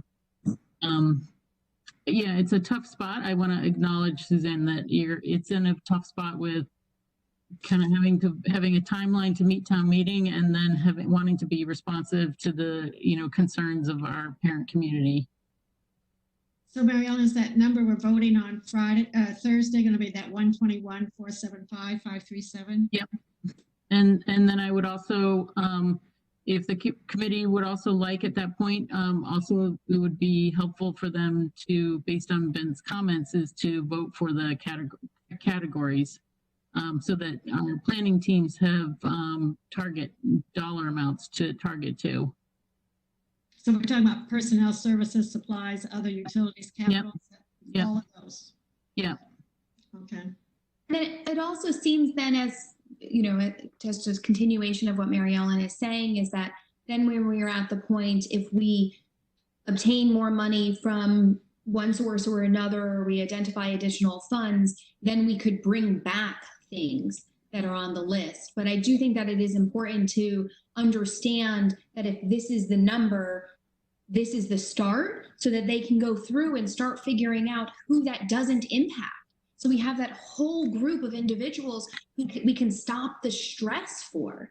And so it's a much smaller group that continue, and unfortunately we would still have limbo, but it does, at least for me personally, it seems like it is better to have fewer people in limbo and uncertainty than this broad group of individuals in limbo and uncertainty. But other members of the committee may feel differently. Sharon, I see that you have a question. Yeah, thanks. So I have questions in the other direction. So one of my questions is, and I think that this is for Mary Ellen, if you could talk us through, first of all, what the scenario looks like if we're presented with additional cuts prior to town meeting. So that's one scenario, because that could happen. And the second scenario is, what lies before us if after the budget appropriation, let's say 6 months down the road, we're in a significant depression, and we're experiencing deflation, right? And all of a sudden, the real value of our existing budget just, falls apart. Like, how do we deal with that? Like, so like they're two very separate questions. But like, what happens if we lose money before we have an appropriation? And then what happens 6 months from now if the value of our appropriation in real terms declines while we're already committed to the appropriation that we have available to us? Yeah, I think for those on the committee that it's very similar to a 9C cut process. So what would end up happening is school committee would be faced with probably a special town meeting where the appropriation would be reduced. And the committee would have to make corresponding reductions and layoffs at that point to meet that reduction. And I think that's part of the approach we're taking in terms of having a bit of a contingency, is because it's $500,000 in a $121 million budget. It's not a big percentage, but if we keep that held back, that gives us a little bit of a buffer for what happens in November. But yeah, you're faced with making additional reductions and service reductions. So that could be furloughs, it could be layoffs, it could be any number of things, and it would likely follow kind of the 9C cut process. I think you should explain what 9C cuts are. Many people don't know. So 9C are state legislative level cuts where they reduce state distribution, Chapter 78, other aid payments to cities and towns, thus putting cities and towns' revenue estimates into turmoil. And typically, depending on when those happen, they are, and what the financial condition of the town then makes, would call a special town meeting, and potentially one of two things: either they automatically have the authority to reduce budgets, appropriations, or town meeting would be meeting to reduce appropriations. It's a very public process. I'll just keep it at that. And sorry, I just want to follow up. I'm sorry, can I please just follow up? It follows along the same theme of losing money. We haven't anywhere, I think we just need to be very clear with the public that nowhere in this budget have we factored in the cost of COVID, right?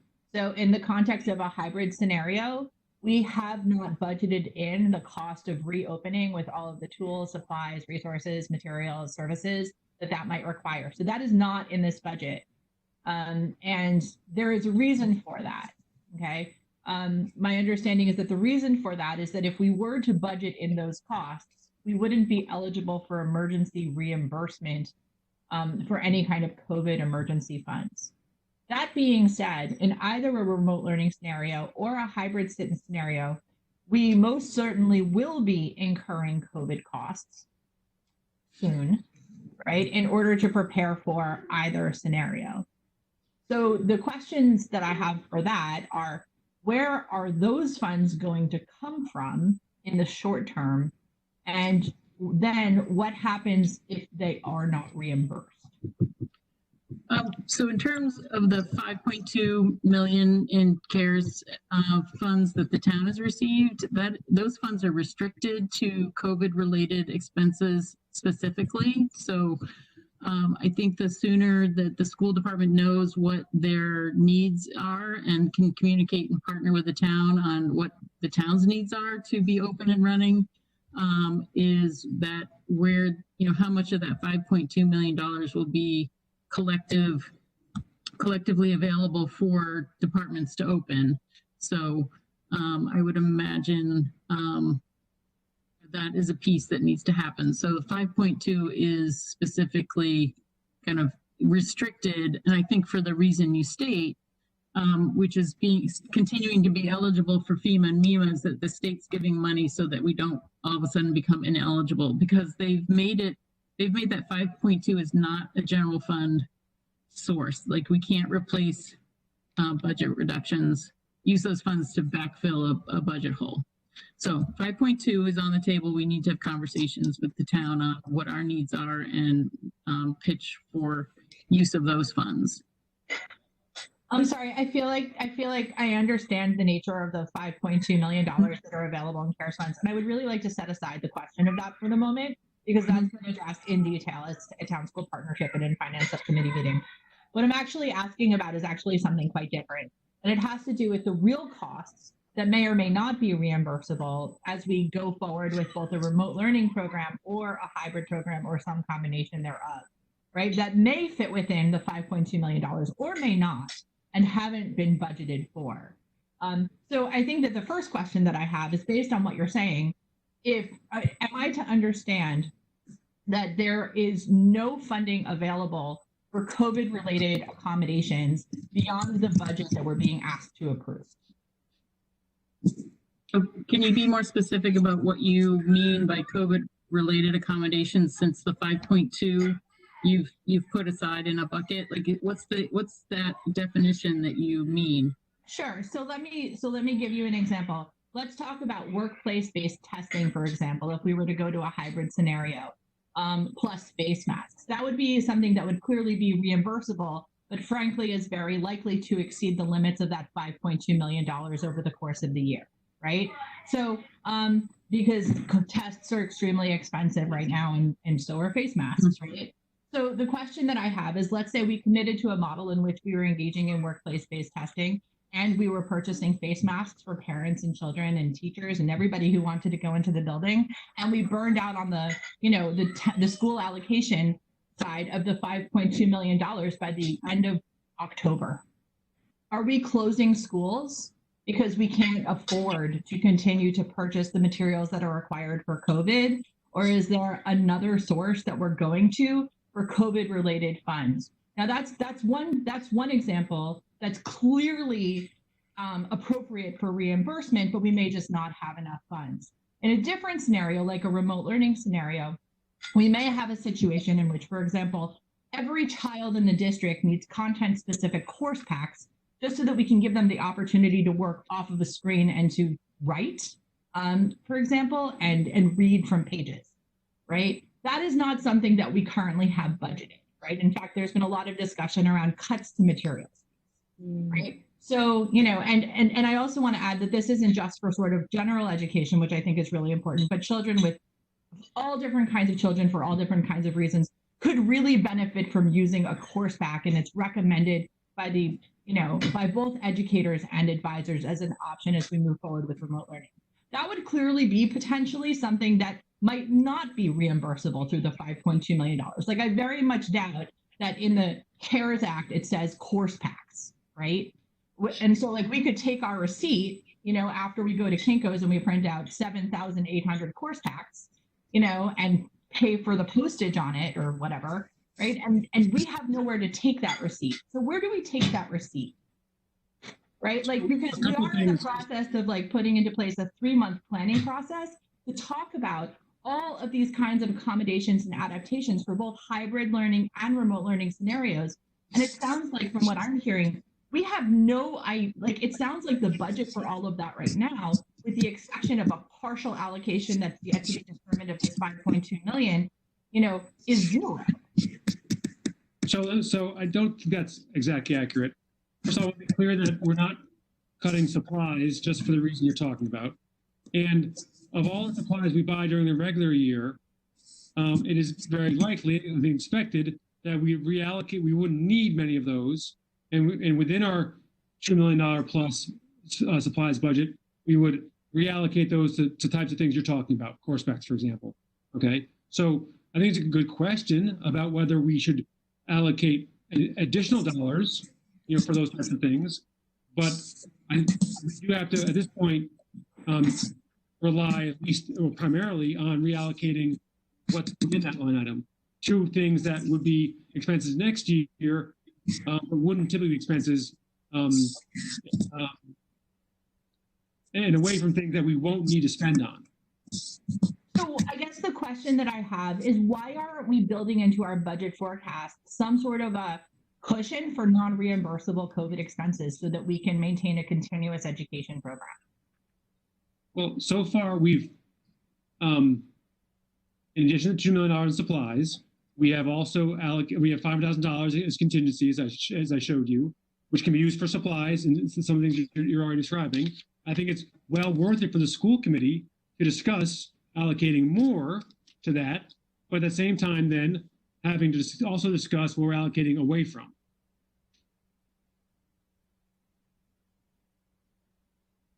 Thanks.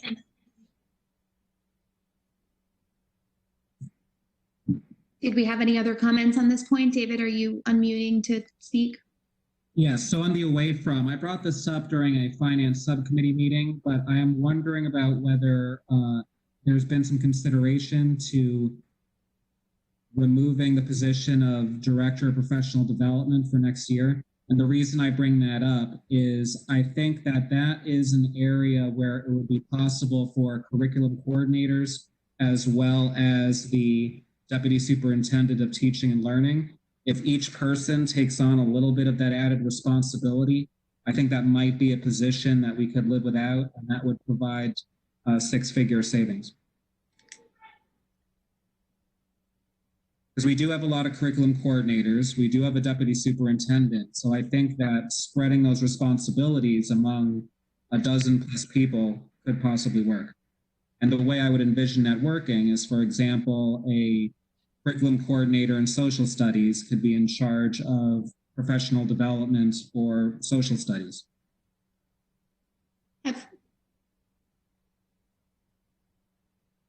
Ben, is this a question that you're wanting?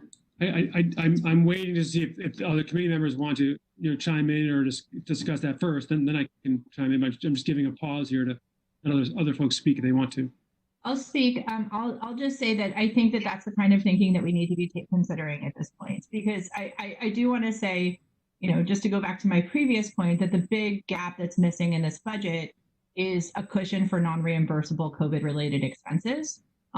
I'm sorry, a $2 million supplies budget is probably not going to do it, because frankly, some of those will still need to be used for supplies like children's instruments and things like that. And I think that David's right. I think that we're going to have to look much harder at how we're allocating the distributions of responsibility at the senior level, just in order to free up funds to be able to get through the year and bring back all of the staff that we're going to need to implement a successful educational program. My concern, David, I agree. First off, I agree with you, Sharon. And I also think that it's weird because of how BEEP is structured. So we talk about BEEP and then we talk about different cuts and layering back on. But the way that BEEP comes together with the budget, if we are wanting to maintain BEEP fully, and if we're wanting to maintain as many of our BEEP staff members as we can, but we're in a scenario where we don't have tuition paying students, in order for us to be able to have BEEP and not have tuition, we would also need to find some greater amount of money. And so in none of these scenarios, is there a way for us to keep our BEEP teachers or fund more of the BEEP without having tuition paying families? And so I just wonder if that's something that we should talk about more. My question though, I appreciate kind of the idea of bringing up more. My question with respect to the director of PD is that I'm worried that although our teachers have been doing remote learning for 3 months, that if we're in a scenario where we're doing remote learning for half of a school year or for some substantial part of half of a school year, or where next year looks different than we would typically have deliver teaching, if there's not very important PD that needs to happen. And in order for that to happen at a systems-wide level, would we need someone who is able to organize that and bring that in so that we then, that's not falling on individual teachers to seek out or individual schools so that we have different experiences across the schools. So just with this time, I'm not sure that that's the right moment to cut professional development, but I'm not sure the answer to it. Barbara? That's the beginning of what I was going to say, talking about professional development. The curriculum coordinators do a lot of the planning for professional development for their subject areas. But the director of professional development also does a lot about professional development that is not run by our school system in particular. For example, there's Primary Source, which for years has done wonderful professional development. There are Teachers as Learners. Those are all curriculum at this point in time. Primary Source normally isn't, but part of it is. There have been online courses for a long time. And the director of professional development is the conduit through which we as teachers would learn about the courses that were available. And what would happen is people would apply to go to them through the director of professional development. Now, I don't know exactly how it is handled today, but professional development is a very wide kind of program that if you are going to do something for your teachers, someone needs to be knowing about it and coordinating about it. In language arts, for example, there's stuff at Teachers College in New York that some teachers go to for weekends. That's not so much going to be within that's not going to be something that the curriculum coordinators are necessarily going to know about, though they may, but it all has been the director of professional development who has been the person supporting the professional development outside of the system and allocating the funds, because none of it is free.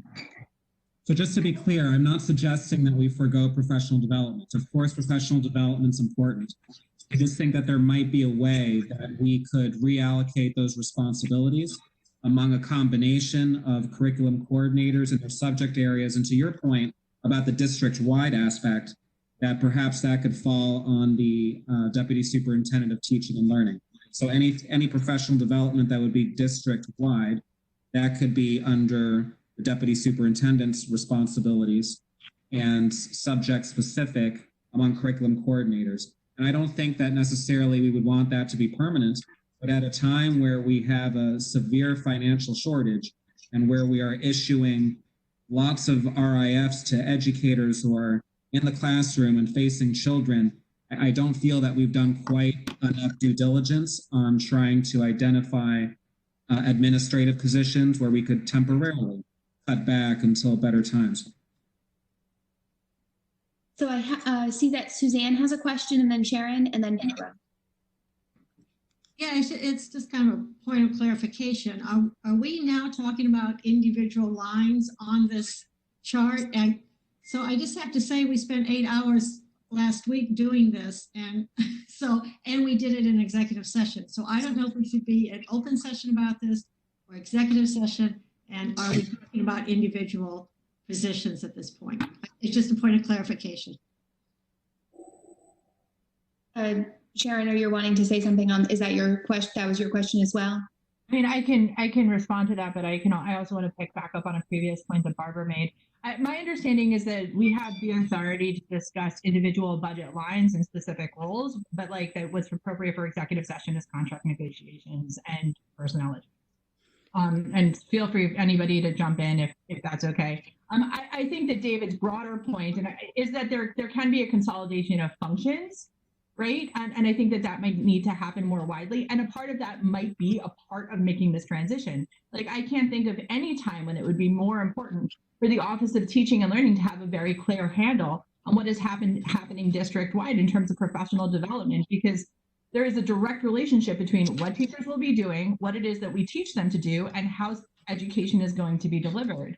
And that kind of pivots me over to respond to the point that Barbara made, which is we really have to understand that in the context of the budget cuts that we're proposing here, almost all of those professional development services that you're talking about are likely to be zeroed out, right? We're talking about a massive cut to services, and almost all of that is likely to come from external professional development services.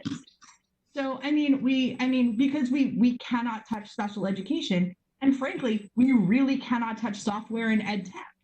So I think that what we need to start doing is just assuming that the way that things have been in terms of overall, management and direction is going to have to shift in line with what it is that we actually expect our program to be over the course of the next year. And I think David's right. Not necessarily, we can have a longer discussion about this specific position. And I also want to add that because of what Mary Ellen said about the fact that after the bottom line appropriation is made, we can change the budget at any time, that these are conversations that need to be ongoing. And the last point that I'll make is that I think that Mary Ellen's recommendation, which is that we look at the town meeting appropriation as a bottom line appropriation, right?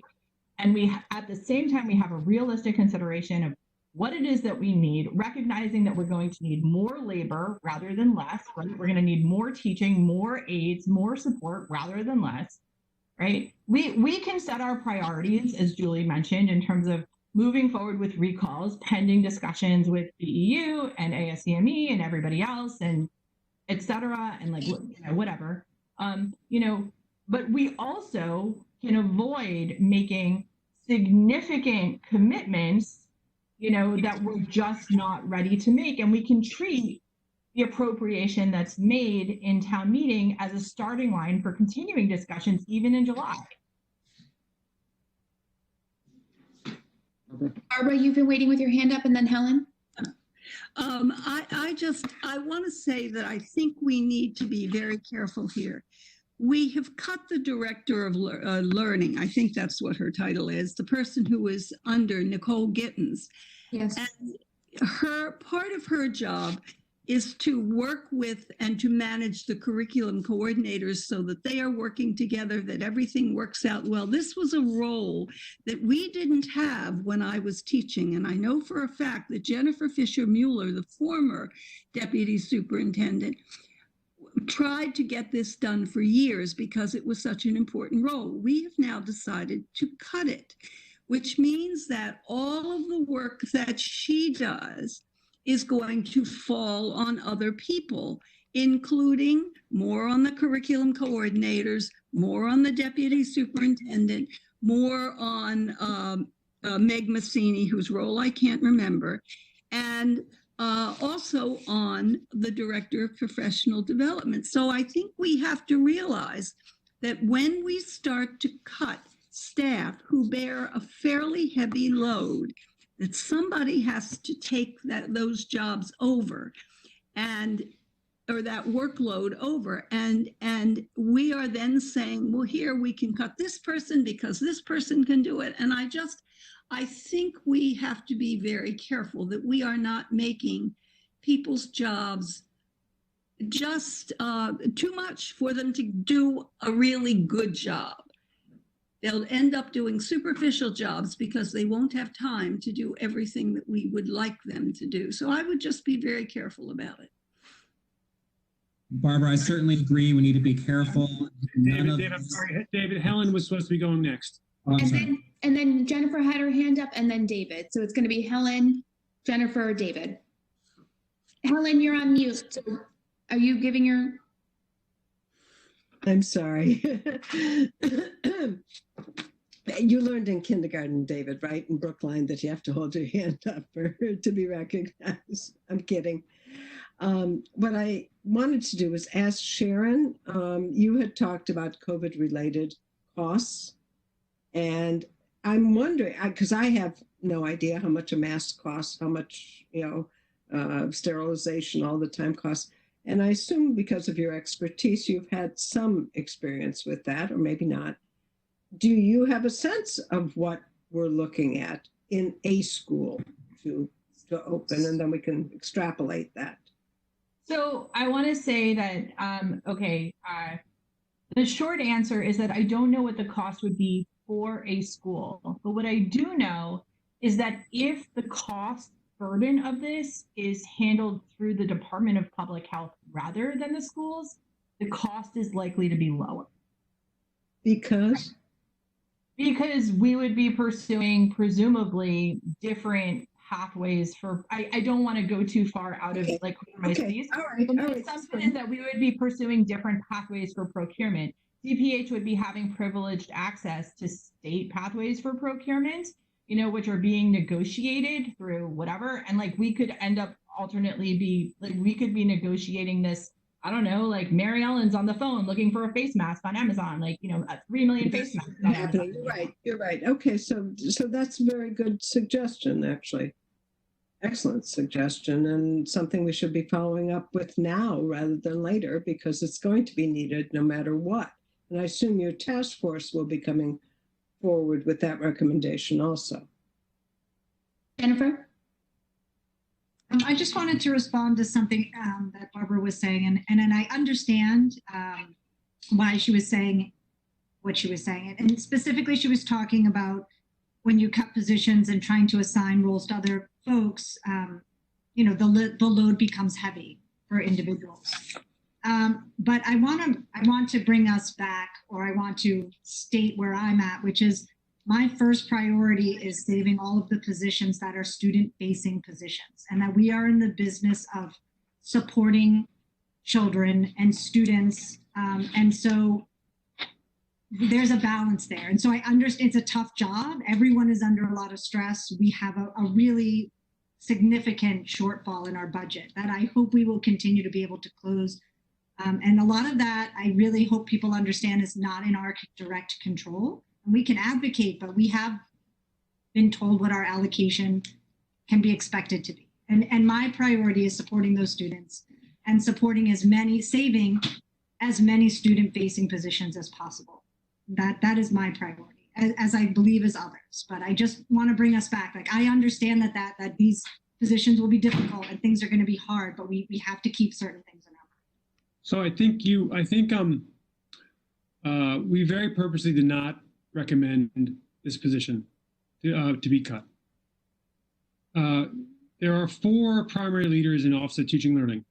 Okay, Director of Professional Development, Deputy Superintendent, 2 senior directors. One of those coordinates and oversees all the teaching and learning and work with the coordinators. And as someone said earlier, was this position was created because coordinators weren't finding a very difficult time to coordinate themselves. Okay, that position is likely being cut. Okay, you have Director of Programs who oversees fundamental programs such as BASE, METCO, EL, also all of our federal and state grants and local grants, including BEF, Title I, Title III. And then you have professional development. It's just those 4 people. Professional development for the coming year, as people have said in this group again and again, is going to be crucial. We are going to be having to help folks teach in new and different ways. Okay, the way that works is it takes a variety of people to access those, to understand those, to coordinate them, and then to make sure our folks in the schools who are student facing can benefit from those. By taking not 1 but perhaps 2 of these positions, you are going to severely hamper the Office of Teaching and Learning into doing any coordination across the schools. When we're talking about coordination being more important, okay, when if anything we've learned this year during this pandemic, that we are severely hampered by lack of coordination, lack of coherence, and to do any further cutting at the Office of Teaching and Learning which will be the primary, force about both developing new ways of teaching and developing a coherent curriculum and developing coherent standards, and then supporting our coordinators, our principals, our coaches, our teachers to connect all those dots. You run the risk of actually not being able to do and have the coherence, professional development, the support of teachers that all of you are asking for. I urge you not to make it more difficult for teachers and coordinators to be supported and to coordinate the work across all of our schools. David and then Sharon. My point was essentially the same as what Jennifer articulated. Barbara, I do understand that it's very difficult to be adding responsibilities onto others, but by that same token, if we end up prioritizing some positions that theoretically could be spread amongst 12 other administrators over our educators in the classroom, then we are effectively increasing classroom size at a time when we should be looking to decrease it because of social distancing guidelines. So I'm very concerned about that. Sorry. So I just don't see the connection with increased classroom size. I'm sorry, like it was my turn, I think. So I just want to say, like, we have a lot to talk about in the budget, and I would like to, I don't know if I should make a motion at this point to consider Mary Ellen's proposition that we agree that we're going to accept a bottom line number from town meeting. We will continue our budgetary discussions. But there do seem to be these broad categories, and there's obviously a lot of room for discussion. So, I guess I'm just gonna hold that for a moment. I would like to suggest that some of these conversations be reverted to finance subcommittees so that some clear recommendations can be made from a school committee subcommittee. So that we can start to use this body in that way effectively. And then I guess before I make a motion, the last question that I'm going to ask is, does the Director of Professional Development currently have a professional development plan to prepare teachers for remote learning or hybrid learning preparations over the course of the next 3 months? The Office of Teaching and Learning, led by both the Senior Director of Teaching and Learning and the Director of Professional Development, is developing that. So then I would like to, I understand that they're developing it. Thank you. I would like to make a motion that we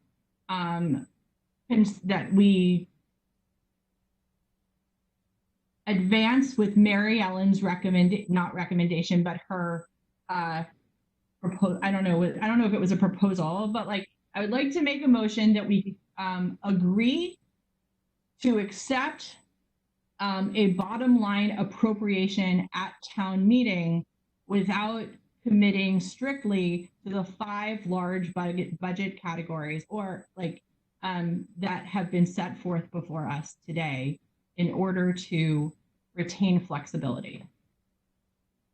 Sharon, I just want to make sure that let me repeat back to see if I'm understanding. So your proposal is that we take the recommendations that we vote on the recommendations that have been made today, and we vote on, but that overall it's Mary Ellen's general idea, so that Ben and others can move forward with what's on the list so far, but we have room to continue further discussions about other possibilities. So let me clarify for people who are watching. At every town school partnership meeting that we've had over the course of the last 3 weeks, there have been 3 of them. It has been recommended, the school committee has been reminded that the only thing that we're obligated to do at town meeting is propose and accept an appropriation, right? A bottom line appropriation, right? It seems to me like this is not great budgetary practice as a rule, but under this specific set of circumstances, given where we are in the context of all of this, we can do that, and we will have the flexibility, from the point of time, like from today or whatever day we determine that number to be, or from the date of town meeting, the day the town meeting appropriates the number, to then move forward through the month of July and resolve uncertainties about the big appropriations into the big 5 buckets that were put up on that table. And leave us the room to kind of start to resolve some of these big issues. Because even just the big 5 buckets, if they aren't taking into account non-reimbursable COVID-related expenses, may not be realistic. We may not want to bind ourselves to those sort of big 5 buckets. That would be, so to clarify, my motion is to go to town meeting with a request for a bottom line appropriation that we will continue to work with through the summer months. Barbara, you have your hand up? And then Jennifer. The only town meeting has no control over our money except the bottom line. We will go to town meeting with a bottom line appropriation, and we can do anything with it that we decide. We don't need a vote to do that. That's the way it works. And then I need to ask, then why? Then what is the function of the discussions that we're having as we head into town meeting? Because my understanding is that the reason that we're sitting here having a conversation about specific roles and specific cuts and specific allocations is because we need to go to town meeting with something that is more specific, right? So I understand that that's what town meeting does, but I think that the question is, what are we doing in preparation for what town meeting does? Do we want to spend our time just sort of building a budget that we're then going to change? Or are we willing to acknowledge that we're going to be, that will be a longer process, and that town meeting's going to the town meeting appropriation is going to happen somewhere in the middle of it? So as I said before, one of the reasons for making decisions and then sticking with them as soon as you can is around giving direction to the administration and all school leaders and all coordinators, and therefore the rest of the community, around what staffing approach or staffing plan or what priorities we have in terms of staffing and therefore program and service and therefore services. Because the sooner you can give us clear direction on which areas to fund and which ones where we need to make some reductions, the sooner we can get on with the work of staffing our schools, responding to folks who got layoff notices, making sure they know they have positions, and then building the learning program from that. If we keep it open-ended for weeks, if not months, about what choices we're making around staffing, then it makes it much more difficult. It makes it impossible to build a learning plan, to bring back people, to commit to them, and to put our schools together. So it is urgent, and as soon as possible, for this committee to make some clear direction on our priorities in terms of staffing a program. And then also there are ways to build in flexibility to adjust as the year goes along, because I agree entirely that we're going to have to do that. But if we keep it open-ended for much longer, you continue the anxiety and question marks and variabilities that are producing so much anxiety. Jennifer, did you have your hand? People have just moved. Did you have your hand up, Jennifer, or was that from a while? Okay. Yes. I'm just asking, and this is a sort of maybe a protocol question for those of you who have more experience with town meeting, but we're supposed to bring to town meeting what we believe our budget needs to be. That's correct, right? I keep getting the distinct impression that we're being told what that number can be. So I guess I need some help clarifying. If we say that our budget needs to be X, then we bring it to town meeting, and then they ultimately can tell us, no, you can't have that. But I feel like we're being preemptively told you can't have that. Am I misunderstanding? So you're asking, you're asking, Could we just decide that our number needs to be $125 million, so we vote for that? And then we go to town meeting and say, sorry, guys, we need $125 million. That's what we would like you to consider? Yeah, I mean, people may not want to do that, but is that possible? Susan, do you want me to let you take this one? Yeah, just to provide a little bit of, in a normal year, what happens is that we get an estimated top line number in December, and then we start to build a budget with that estimated top line number. And then sometime in the February timeframe, we kind of say, all right, if that's basically our estimated top line number, here's more or less what we would do with it, which isn't precise. And then before town meeting, which is usually in the April timeframe, we go to advisory committee, we go to the select board, we go to all sorts of people and do the superintendent does budget presentations of what that number that we're building towards. We're kind of given it by the town school partnership to kind of work towards, and we try to work within that, and we present that as a budget. And typically what we try to do is vote not only the top line number in February, and then I think we've talked about this sort of the categories a little bit closer to the run up to town meeting. So that's more like, you know, in the late April timeframe. But this year, what's a little bit backwards is that the number is moving so dramatically that I think it's almost like we're trying to kind of do both at the same time. So to the extent that we are not actually going to be landing a budget on a particular date because it's kind of all of our best guess at this moment in time, then what I would say is that we get numbers from the town school partnership. We should build a budget that is at or close to those numbers. If we think there are really important things that are not happening in our budget because it's $2 million short, and then we should present that. Ideally, we'll have that conversation at town school partnership first, so that they're prepared for it. But yes, there are other ways to kind of try to shift money from different places, and it kind of becomes sort of a community conversation. If the town school partnership just tries to get us, in a landing pad, it's not the final thing. And so, to the extent that we say no, there's another $3 million we need, and if we don't get it, here's the cost of it. Then that's a conversation we should have first at town school partnership, and then at town meeting. So it's like yes, and we should, it's not like the final answer, if that helps.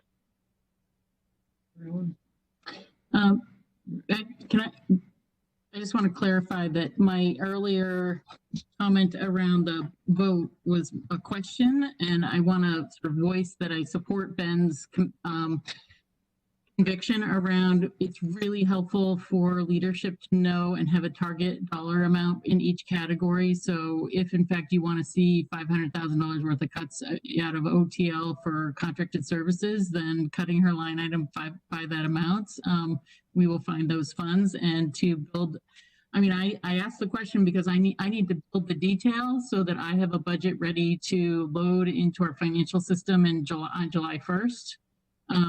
So I want to just reinforce that I support Ben's, response and request of the committee that we have target numbers to start building this budget. So mine was a question to know whether it was in ambiguity still, or whether we were going to land at least a target number so I could start building and costing out and really getting into the weeds and detail. And making sure we can actually pull back as many staff as we think we can. So I want to just reiterate again that I would hope that we could come to some decisions so that we can start pulling back. And because of bumping, we have to be making some definite decisions, or that can't happen because we have to have this broad net.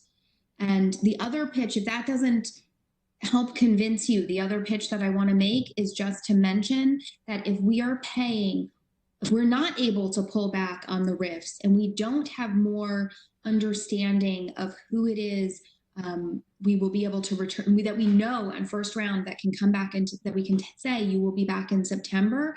There's also financial reason to do that because Brookline is self-insured for unemployment. If we are paying teachers, whole groups of teachers that we know or could know that we are going to need in September, we're paying them for unemployment over the summer. It doesn't hit us right away, but that is a hit that we will take. And so there is also a financial cost to delay. And so there's the huge cost of the uncertainty to these educators, and there is also a financial cost to our long-term budget. And so I just wanted to make that additional point. Helen? You're on mute, Helen. So sorry. I suggest at this point there's a lot to mull over. We have a meeting on Thursday.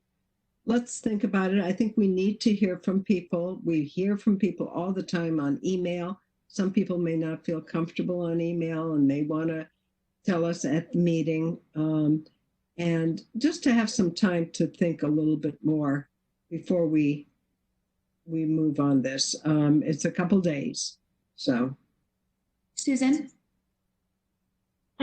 So I appreciate this conversation because I think there are a lot of moving parts, and we're feeling to, which is name that we're feeling to exactly opposite poles. One is land the budget as quickly as possible to give our educators and our community as much certainty as possible so that they can go on with their lives, we all can go on with our lives, and preserve the maximum amount of flexibility in order to kind of keep where those things open. So let me suggest a couple things as a path forward, and we can decide, you can shoot it down, but let me just finish. So one is to commit to voting a top line budget number on Thursday. If we need to vote a different number, we can do that, but vote a top line budget number on Thursday. We do need to create some sort of description for the combined reports that goes out to town meetings, some narrative.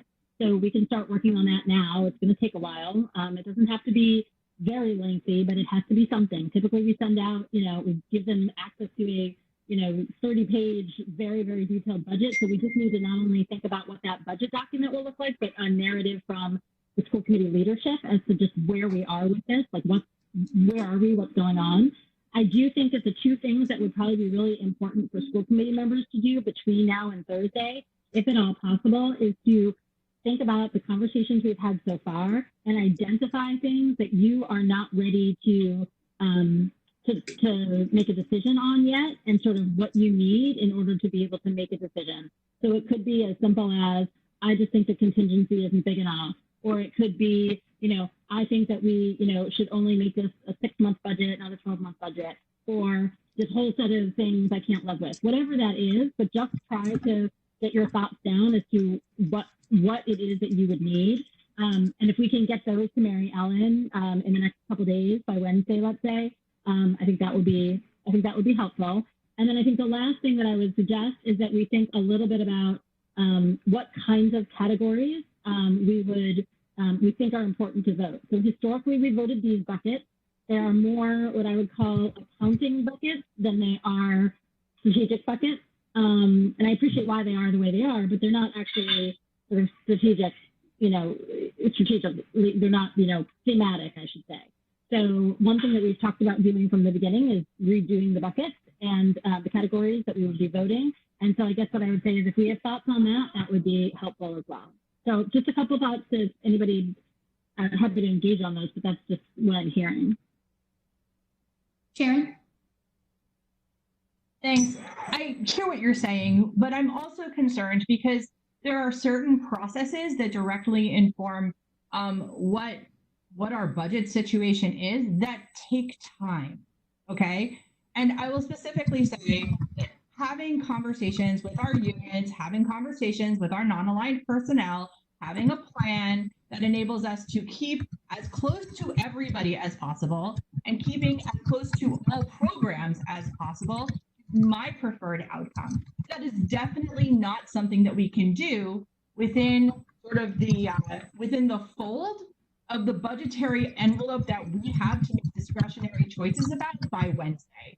Okay, so if we're looking at a scenario in which we're looking for a little bit more time to let the valiant efforts of our negotiating team, go to work and, let the valiant efforts of our administrators go to work and try to find a solution that's going to enable us to keep all of our staff and all of our programs with the most minimal harm possible to as many people, that's the path that I wish to pursue, because the only other path that I see available to us is solutions that will certainly result in either the short-term or long-term contracture of programs, and what I see as being really the needless elimination, you know, of positions. Now, we did a RIF. It was horrible. You know, we are grieving collectively over this every day as a school committee, right? But I also think that, like, I don't remember I don't remember the point in the school committee training where they said that your job is to land a budget by June 10th, right? I remember pretty clearly the point in the school committee training where they said you need to have a balanced budget at the end of every fiscal year, and you have the discretion to change how that budget is appropriated over the course of that year. That is the legal right of the school committee. So I like that interpretation. I would prefer to go with that. I would prefer to allow the processes that are currently ongoing to work their way through the system. I urge my colleagues who are charged with that enormous responsibility to please move that forward incredibly quickly, you know, to the extent that you can, you know, but I do not think that we should be binding ourselves on the basis of decisions, that we can only make discretionarily. Do you want me to say something? So Sharon, I think there are a lot of really good points in there. And I think what I was trying to do was figure out a way. We do need to get a number to town meeting. Otherwise, they'll pick a number. So we do need a top line number that we recommend to them. We have to have some justification for it and some clarity around what are the things that are still unknown and that we need to keep working on. I think in terms of the categories, there are categories. We can vote them and unvote them and revote them whenever we want. We're not binding ourselves to anything. The only thing we are binding ourselves to is the one thing we can't get around, which is what we're asking town meeting to give us as the top line appropriation. So I do think that unless we're going to go down a path and not do that, which I don't think anyone's suggesting, I think we then have some latitude within ourselves to kind of to let some of these other processes play out. I guess what I was just trying to do was, so it doesn't bind us, if you will, because it's just a majority of us voting the categories. So does that help? I don't know if that helps at all or if that addresses what you're saying. No, I mean, I do understand what you're saying, and I appreciate that. But I guess the challenge that I have comes to the question of the justification, right? Like, I mean, the justification is the continuity of our school program as much as, like, as it is, and making sure, like, we don't need that much more of a justification. And Jennifer's completely right. Town school partnership's going to appropriate us. One day, $8 million goes away. Another day, $4 million comes back. And that's how it's going to be right up until we get to town meeting, you know, and that's a terrible set of conditions under which to work, right? But for me, like, just to be perfectly clear, I understand that there's going to be a figure that we're informed of through town school partnership that's in the process of discussion with the town. It's going to come up for a vote at town meeting, and it's going to get voted. You know, my baseline, which I'm passing over to Mary Ellen, I don't need to send you an email, is that whatever that is, there needs to be a few $1 million of buffer for COVID, non-reimbursable COVID-related expenses above town meeting, above the TSP appropriation. Because that comes out of, I just want one clarification. Is it your suggestion that that couple million comes out of this budget, meaning there are people we don't hire back at this point until we know more? Or is it your suggestion that that come from a discussion around the 5 million, because then there's like this complication, as we talked about earlier, about the budgeting it or not? I'm talking about non-reimbursable appropriations. And I just want to be clear, given the way that things are looking, $5 million is going to be gone. And I'm not actually, and I'm also, and I just want to be clear, that buffer needs to be like right now, the packet that they're sort of presenting us with is level funding, right, from last year. Like, that's kind of what now at this point, just to clarify, at this point, it's an increase of about $1.5 million from last year. Okay, thank you. I appreciate that. Okay, that's great. Yeah, no, it's changing. That'll like not even cover our janitorial expenses, but that's fine, right? Okay. So, but I do think that, like, you know, I genuinely don't know, and I want to say that I have been asking for this now for 3 months. Okay, what is the anticipated cost structure around, you know, either a hybrid scenario return or a remote scenario return? I genuinely don't know. I would anticipate that probably 2/3 of whatever those expenditures are will be non-reimbursable, either because the funding is not going to come from the federal government, or because we're going to identify essential needs that are not going to be reimbursable by the federal government because they won't be seen as essential. Like, accessibility services for children with special needs who can't use Google Classrooms, right? Like, I mean, so, you know, there's not a lot of help coming for the schools from the federal government, right? Like almost ever. So I think that the point that I'm trying to make here is whatever the bottom, like we need to start revising upwards from wherever it is we are by some known window so that we can start to plan accommodations around that, right? And we're not going to be able to carve it out from within our existing budget because that all goes to the maintenance of core programs. Okay, Suzanne? Yeah, so this discussion's really important and we don't really want to cut it off, although it may have to go to finance as Sharon suggested, and perhaps to the task force with the experts from the community to help us think this through. And I'm just concerned that I believe some people said they had to leave like at 7 or something. And I didn't know if we want to table this for now and go to the MOA ratification if that is appropriate. So we have now received a copy. We had at the start of the meeting, we had not received a copy of the signed MOA. We now have received the signed copy of the MOA. It has been signed by Jess Wender-Shubo, and so we are now in a position to be able to vote on that if the committee is inclined to have me sign that on behalf of the school committee. And so I would like to entertain a motion. I guess I can make a motion. A motion to approve the memorandum of agreement between the Brookline School Committee and the Brookline Educators Union, BEU, Units A, B, and paraprofessionals. And can we have a second for the motion?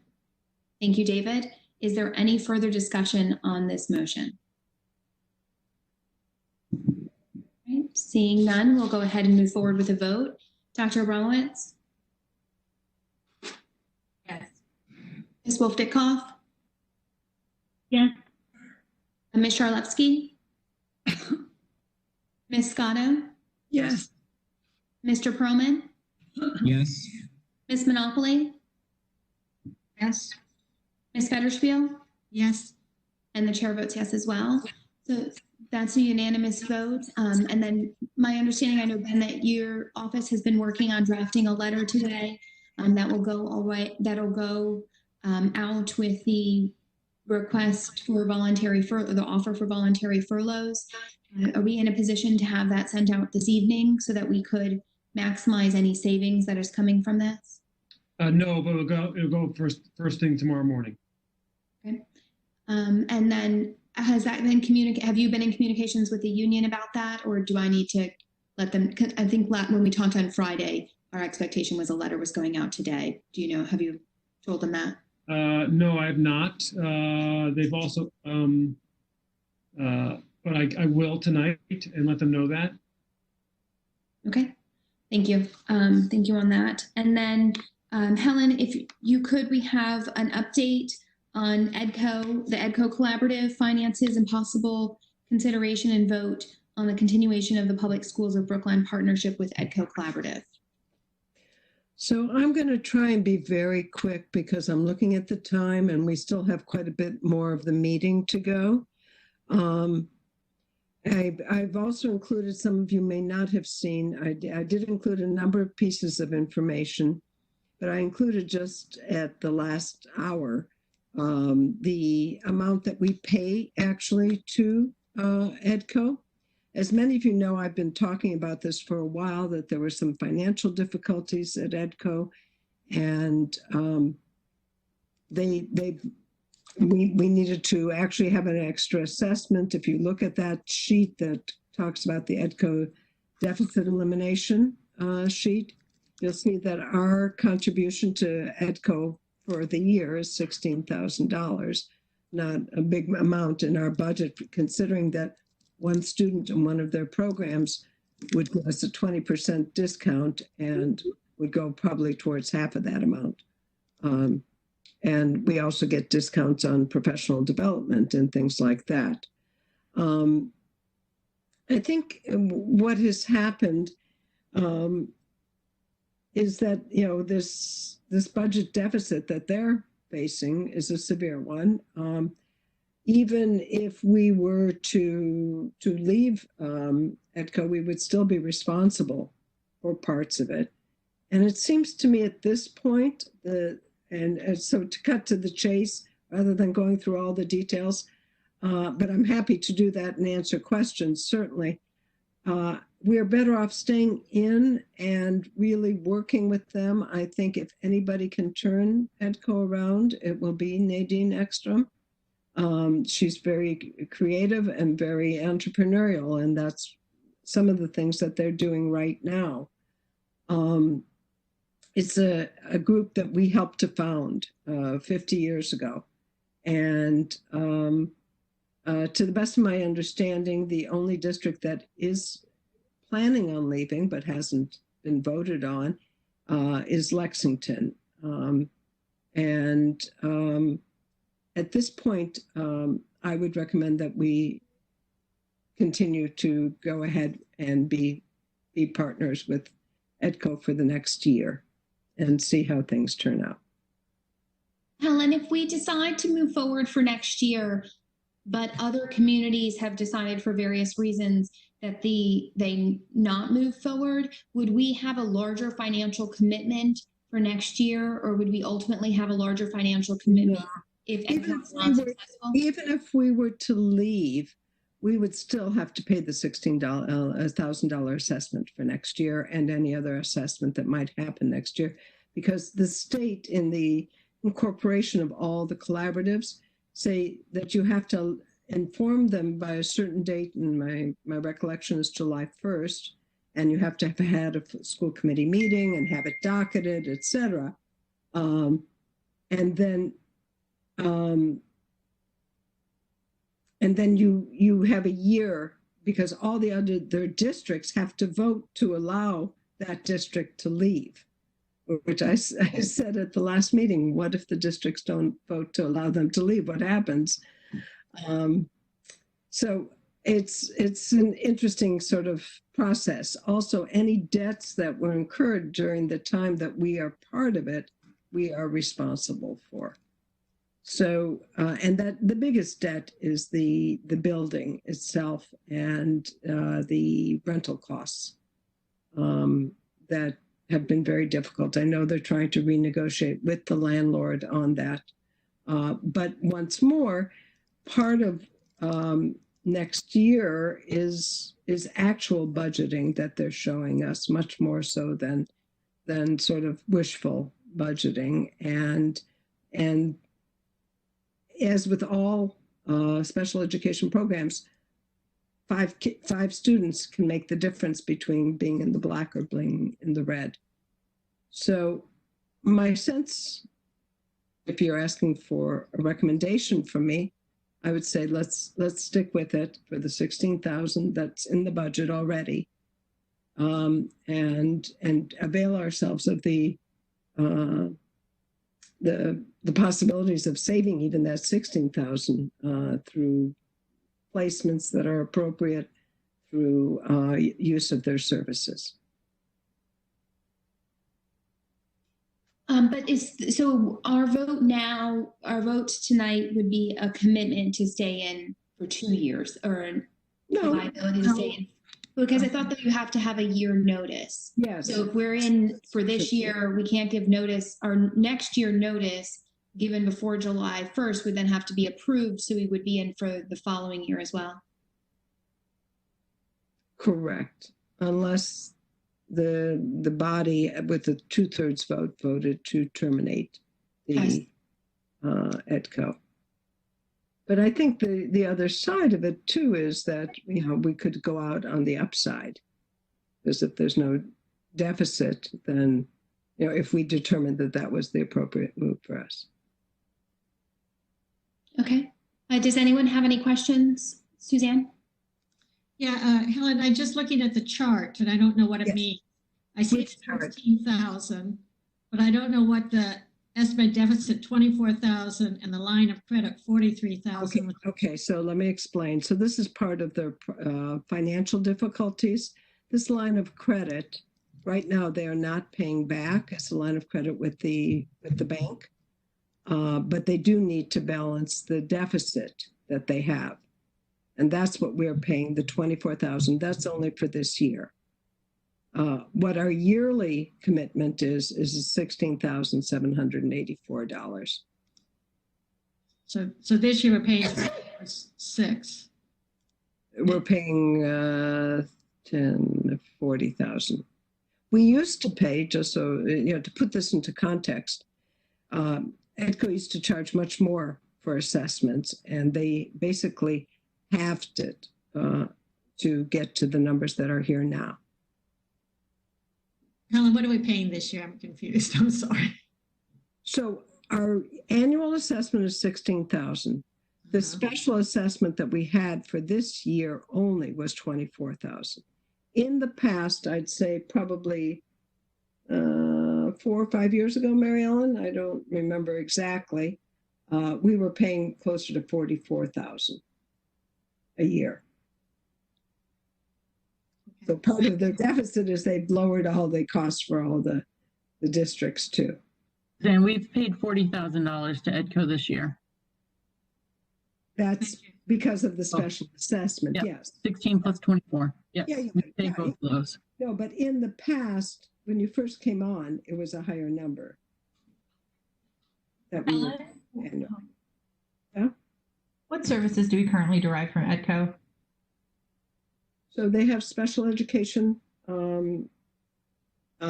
programs that my understanding is that we have one student in one of their programs. They have professional development. They have ELI, which is an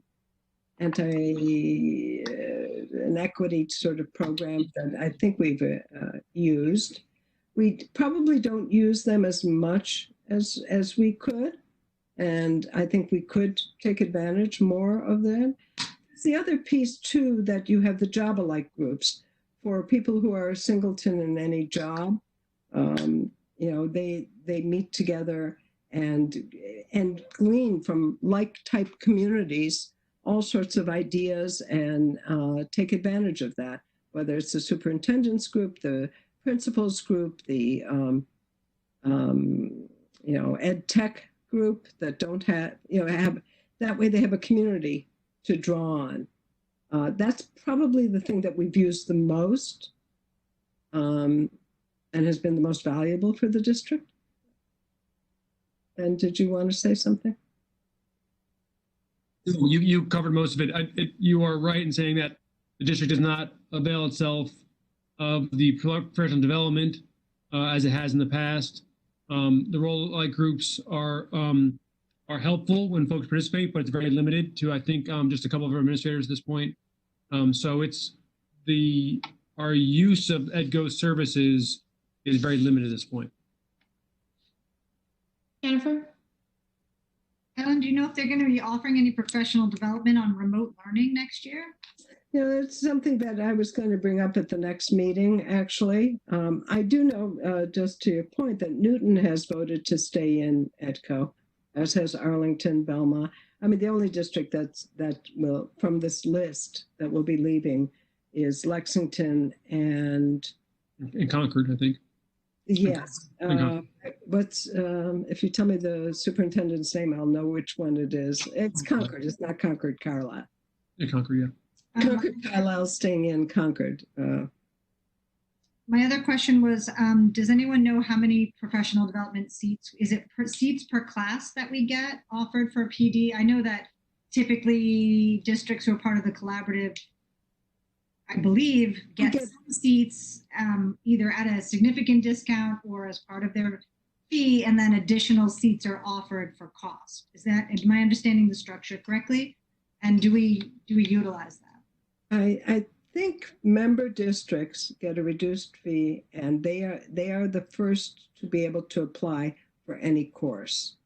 And then if there's space in the course, non-member districts can apply for staff, and that's at a higher rate.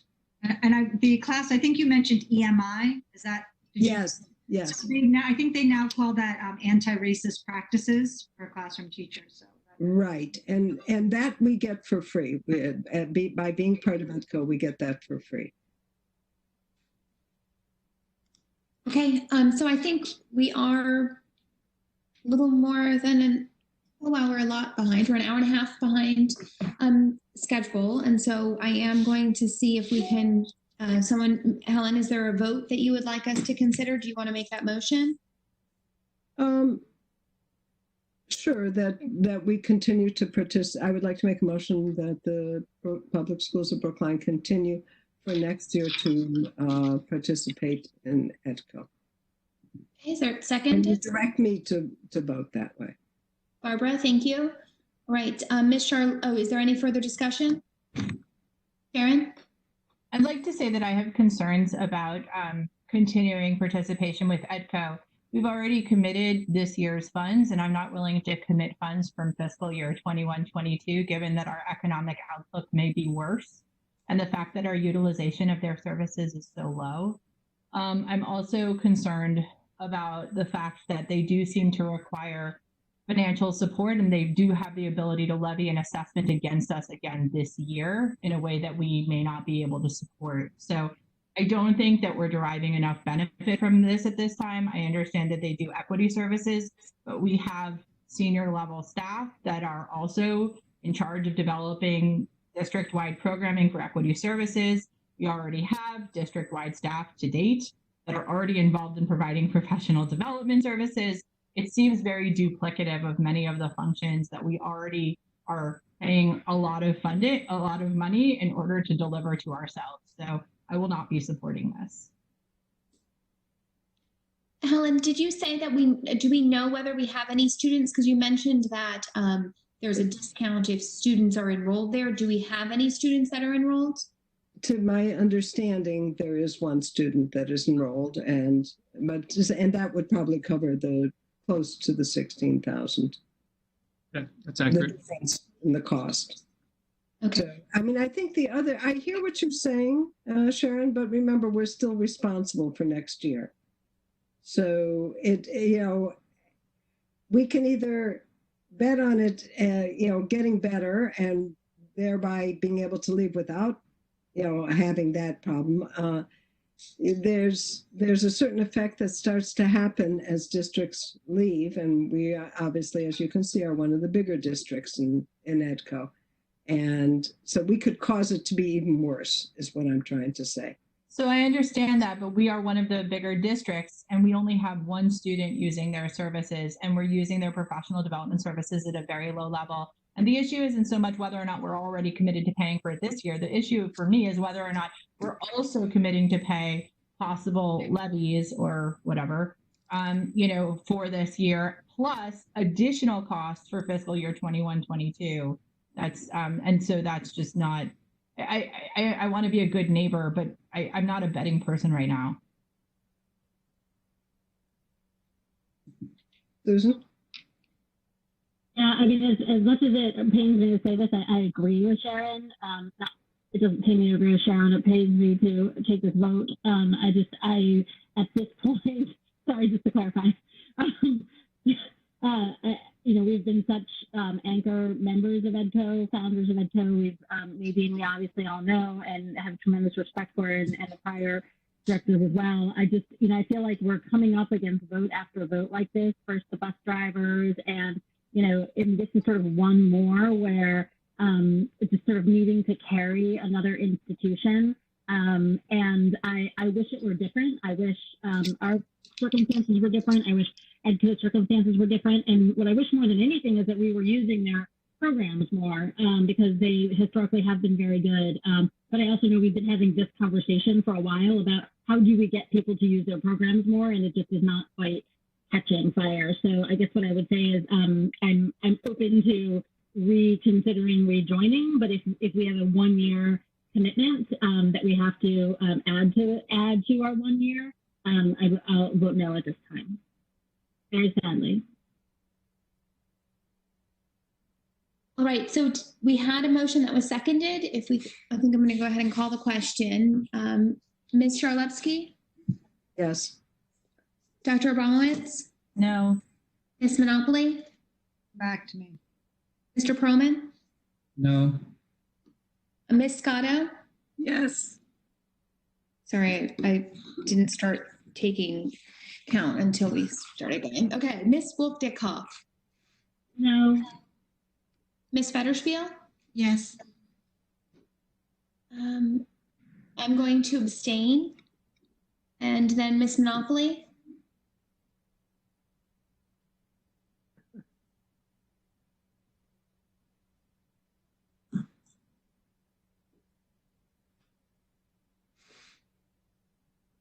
This is a really terrible decision to have to make.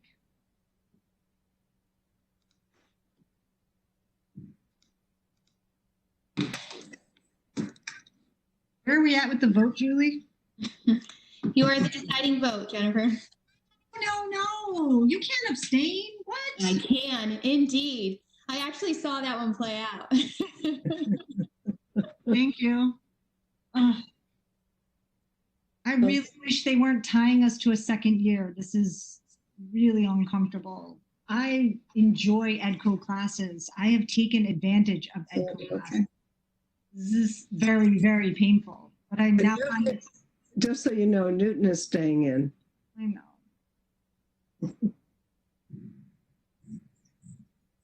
Okay, so I'm gonna vote. I'm gonna vote yes, and I'm going to beg and plead that our staff utilize these sources. We have to utilize these resources. I don't know why we're not, and so I plead with you. Please take advantage of these resources that we are paying for, and we'll be paying for no matter what this year. They have amazing things to offer. We have to utilize them. And especially, I mean, just one or two more special ed students placed there will A, save us money because they are cost-effective programs, and B, cover the cost of whatever it is that we would be spending on Edco. I think I don't have someone spoken. So Helen's a yes, Sharon's a no, David's a no, Barbara's a yes, Yes. Susan's a no, Suzanne's a yes, and Jennifer's a yes. So 1, 2, 3, 4. So by a vote of 4 to 3 to 1, that motion passes. All right, so that brings us to a possible vote to appoint an expert advisory boards to support planning for the 2020-2021 academic year. And Susan and Sharon, I have you both down for this. I'm going to say, though, that we have a huge, like, I know, let's just take it as a given, there's a really amazing group. If, however, you can keep this part of the evening to 5 minutes, I would really appreciate that. So, yes, Ms. Scott, yes, Ms. Scott, you have to leave for your town meeting. I have to leave by 7:15, so I'll stay for the next 5 minutes and then I will leave. Thank you, Barbara. Okay, Sharon, take us away. As you're aware, we've invited the community to participate in 4 advisory groups. They're thematically differentiated. 1 is focused on learning, 2 is focused on wellness, mental health, extracurricular, 3 is focused on ed tech and PD for remote learning, and 4 is focused on public health operations, etc. I'm not going to go too far into detail. We had, I believe it was about 105 applicants, all of whom were incredibly outstandingly amazing. We're so lucky. I feel so excited and so hopeful about what's going to come out of these groups.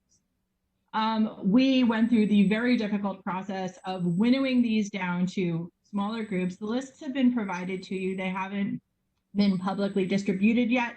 When they are publicly distributed, I just want to be clear, we haven't received final confirmation from the individuals on those lists that they have accepted placement, so there may be some movement on those lists. I also want to mention that we had such an amazing talent pool that we recommended that large numbers of people who also could have been these lists be put into sort of a different category of sort of community advisors who can be drawn on by the groups at will. The groups will be co-chaired. They will be presenting at weekly remote learning task force meetings, which is where and wherever Ben is. We're hoping that they will have the opportunity to interact with the administrators who are leading the other processes that are currently underway. So what we are seeking today is a vote to establish these groups as formal advisory bodies, like citizen advisory bodies to the school committee they can then report to us and to the remote task force, which is a proxy, whatever. They will be trained in open meeting law, so they'll be adhering to open meeting law, etc. What am I forgetting? Anything else, Susan?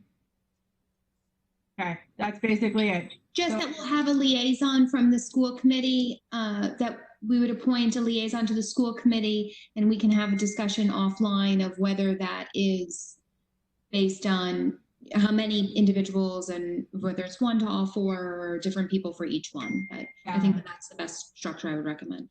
That makes sense. And I mean, loosely speaking, we're kind of working broadly from the BFAC model. There will be co-chairs.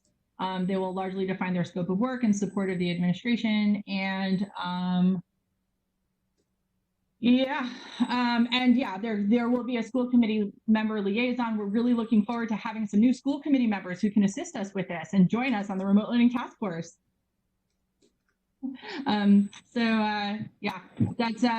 I think on having said all of that, we're just super excited. We'll be sending out notifications pending this vote.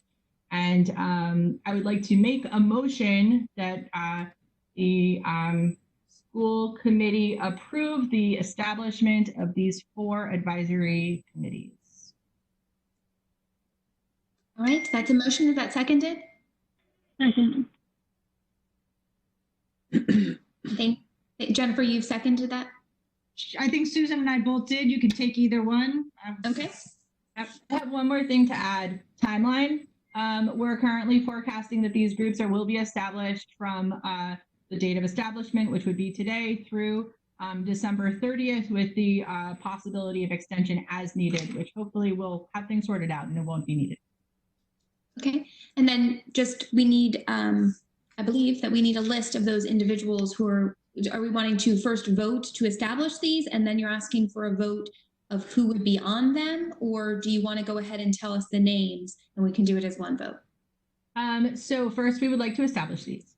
Okay. So that has been the motion, so I will go ahead and take roll call then. Mr. Perlman? Yes. Dr. Abramowitz? Yes. Ms. Sharlewski? Yes. Ms. Monopoly? Yes. Ms. Wolf-Dickoff? Yes. Ms. Federspiel? Yes. And I believe we've lost Ms. Scotto, but if she's here, would she like to vote? Okay. And then the chair votes yes as well. So we've established these 4 expert advisory boards. And then next, if you could do a read through of who the names are for each of the boards, along with a motion. And then if that's seconded, we could go ahead and vote on that as well. So I actually don't have the document in front of me. Susan, do you have it? I do want to stipulate, you guys should all have it. It's been circulated to you. I have to find it. I do want to add, I just want to emphasize again that these individuals did apply, but they have not confirmed their participation since we have selected them. So there may be some movement on this list because we sort of have a big, list of people that we could also move up into this group as well. So you can authorize us to, if you want, you can just authorize us to send invitations to these individuals, and if anything changes, then. Yes, let's make that the motion. And if someone, whoever's making the motion, if we can make that the motion. I'll move it. And do you want us to read the list? Because I have it now. Yes, please. And I don't think, unless it's in the Dropbox, I don't think we've received it yet by email. I have. It's in there. It's in the email. Dropbox. Okay. I just checked the email. Great. Okay. So for group 1 advisory board members, we have tentatively speaking, Miriam Fine, Kanan McKenzie, Vincent McKay, Sarah Whitman, Rebecca Manor, Alice Wong Tucker. It says, I'm going to skip any names that have withdrawn. Andrea Gross, Douglas Plant, Shahar Abramovich, Igor Golger, Lilia Lee, Ola Ozernov Palchik, and Ilya Rifkin. In group 2, we have Amanda Tarullo, Shella Dennery, Vinay Gidwane, Beth Jones, Lindsay Fallon, Brian Agurcia, Amanda Grinstaff, and Hiroko Aspie. I would like to note that 2 additional people, Lauren Bernard and Ellen Lennox, one of whom is affiliated with the DASA program and one of whom is affiliated with the, who's the chair of our extended day coordinators. Both volunteered for this group, and we recognize the importance of their contribution. So instead of placing them in this group, we've invited them to participate in the core remote learning task force. With regard to advisory group 3, we have suggested Ann Spencer, Stephen Ehrenberg, David Myers, Sarah Churchill-Silverman, Sally Madsen, Janet Rankin, Maggie Caniff, Monica Brady-Meyerov, Joseph Riley, Steve Albanese, Bradley Coleman, Michael Neer, Dan Levy, Beth Kaufman-Kramer, Jishan Boulay, and Sarah Pagliaccio. And for advisory group 4, we have Anna Greca, Neera Pollock, Benjamin Summers, David Gatchok, Shella Dennery, I'll have to double check on that, Megan Baker, Michelle Rosen, Jenny Tam, Elena Savoya, Lakshman Swamy, Serena Rajubian, Lon Denny, Vishaka Sabharwal, Boris Perlovsky. I will note that these groups are larger than we were initially forecast. So I will just speak to that. We have very great confidence in our co-chairs to manage that situation. But what we quickly realized was that the broad diversity of skills that they were bringing to the table were really essential. So what you see in group 1 is like really an incredible constellation of people who specialize in both general education and special education. Group 2 is a broad distribution of mental health, physical health, psychology, extracurricular programming, etc. Group 3 is a broad distribution of educational technology, professional development on educational technology, remote learning modeling, hybrid learning, etc. And then in the 4th group, we have just an incredible group of public health operations and logistical experts. I mean, like we are truly blessed. So that's the summary.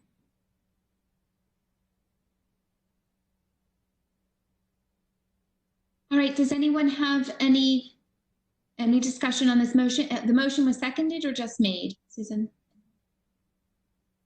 I think the motion was just made by Susan. Did someone second it? And if not, will someone please second the motion? Just to clarify, the motion was to invite these folks to help us. Yeah, I second that motion. Okay. Any further discussion?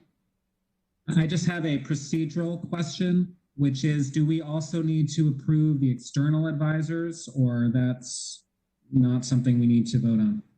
My thought was that we would just do them as liaisons. If they had a different role, then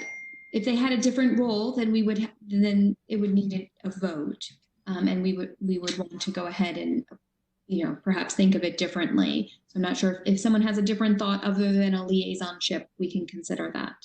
It's more like they're not members of the body, right? And these are going to be open meetings, and they'll be invited to participate, and their information will be shared with the co-chairs, and they'll be able to contribute their knowledge and their insights as is appropriate, for the work of the group.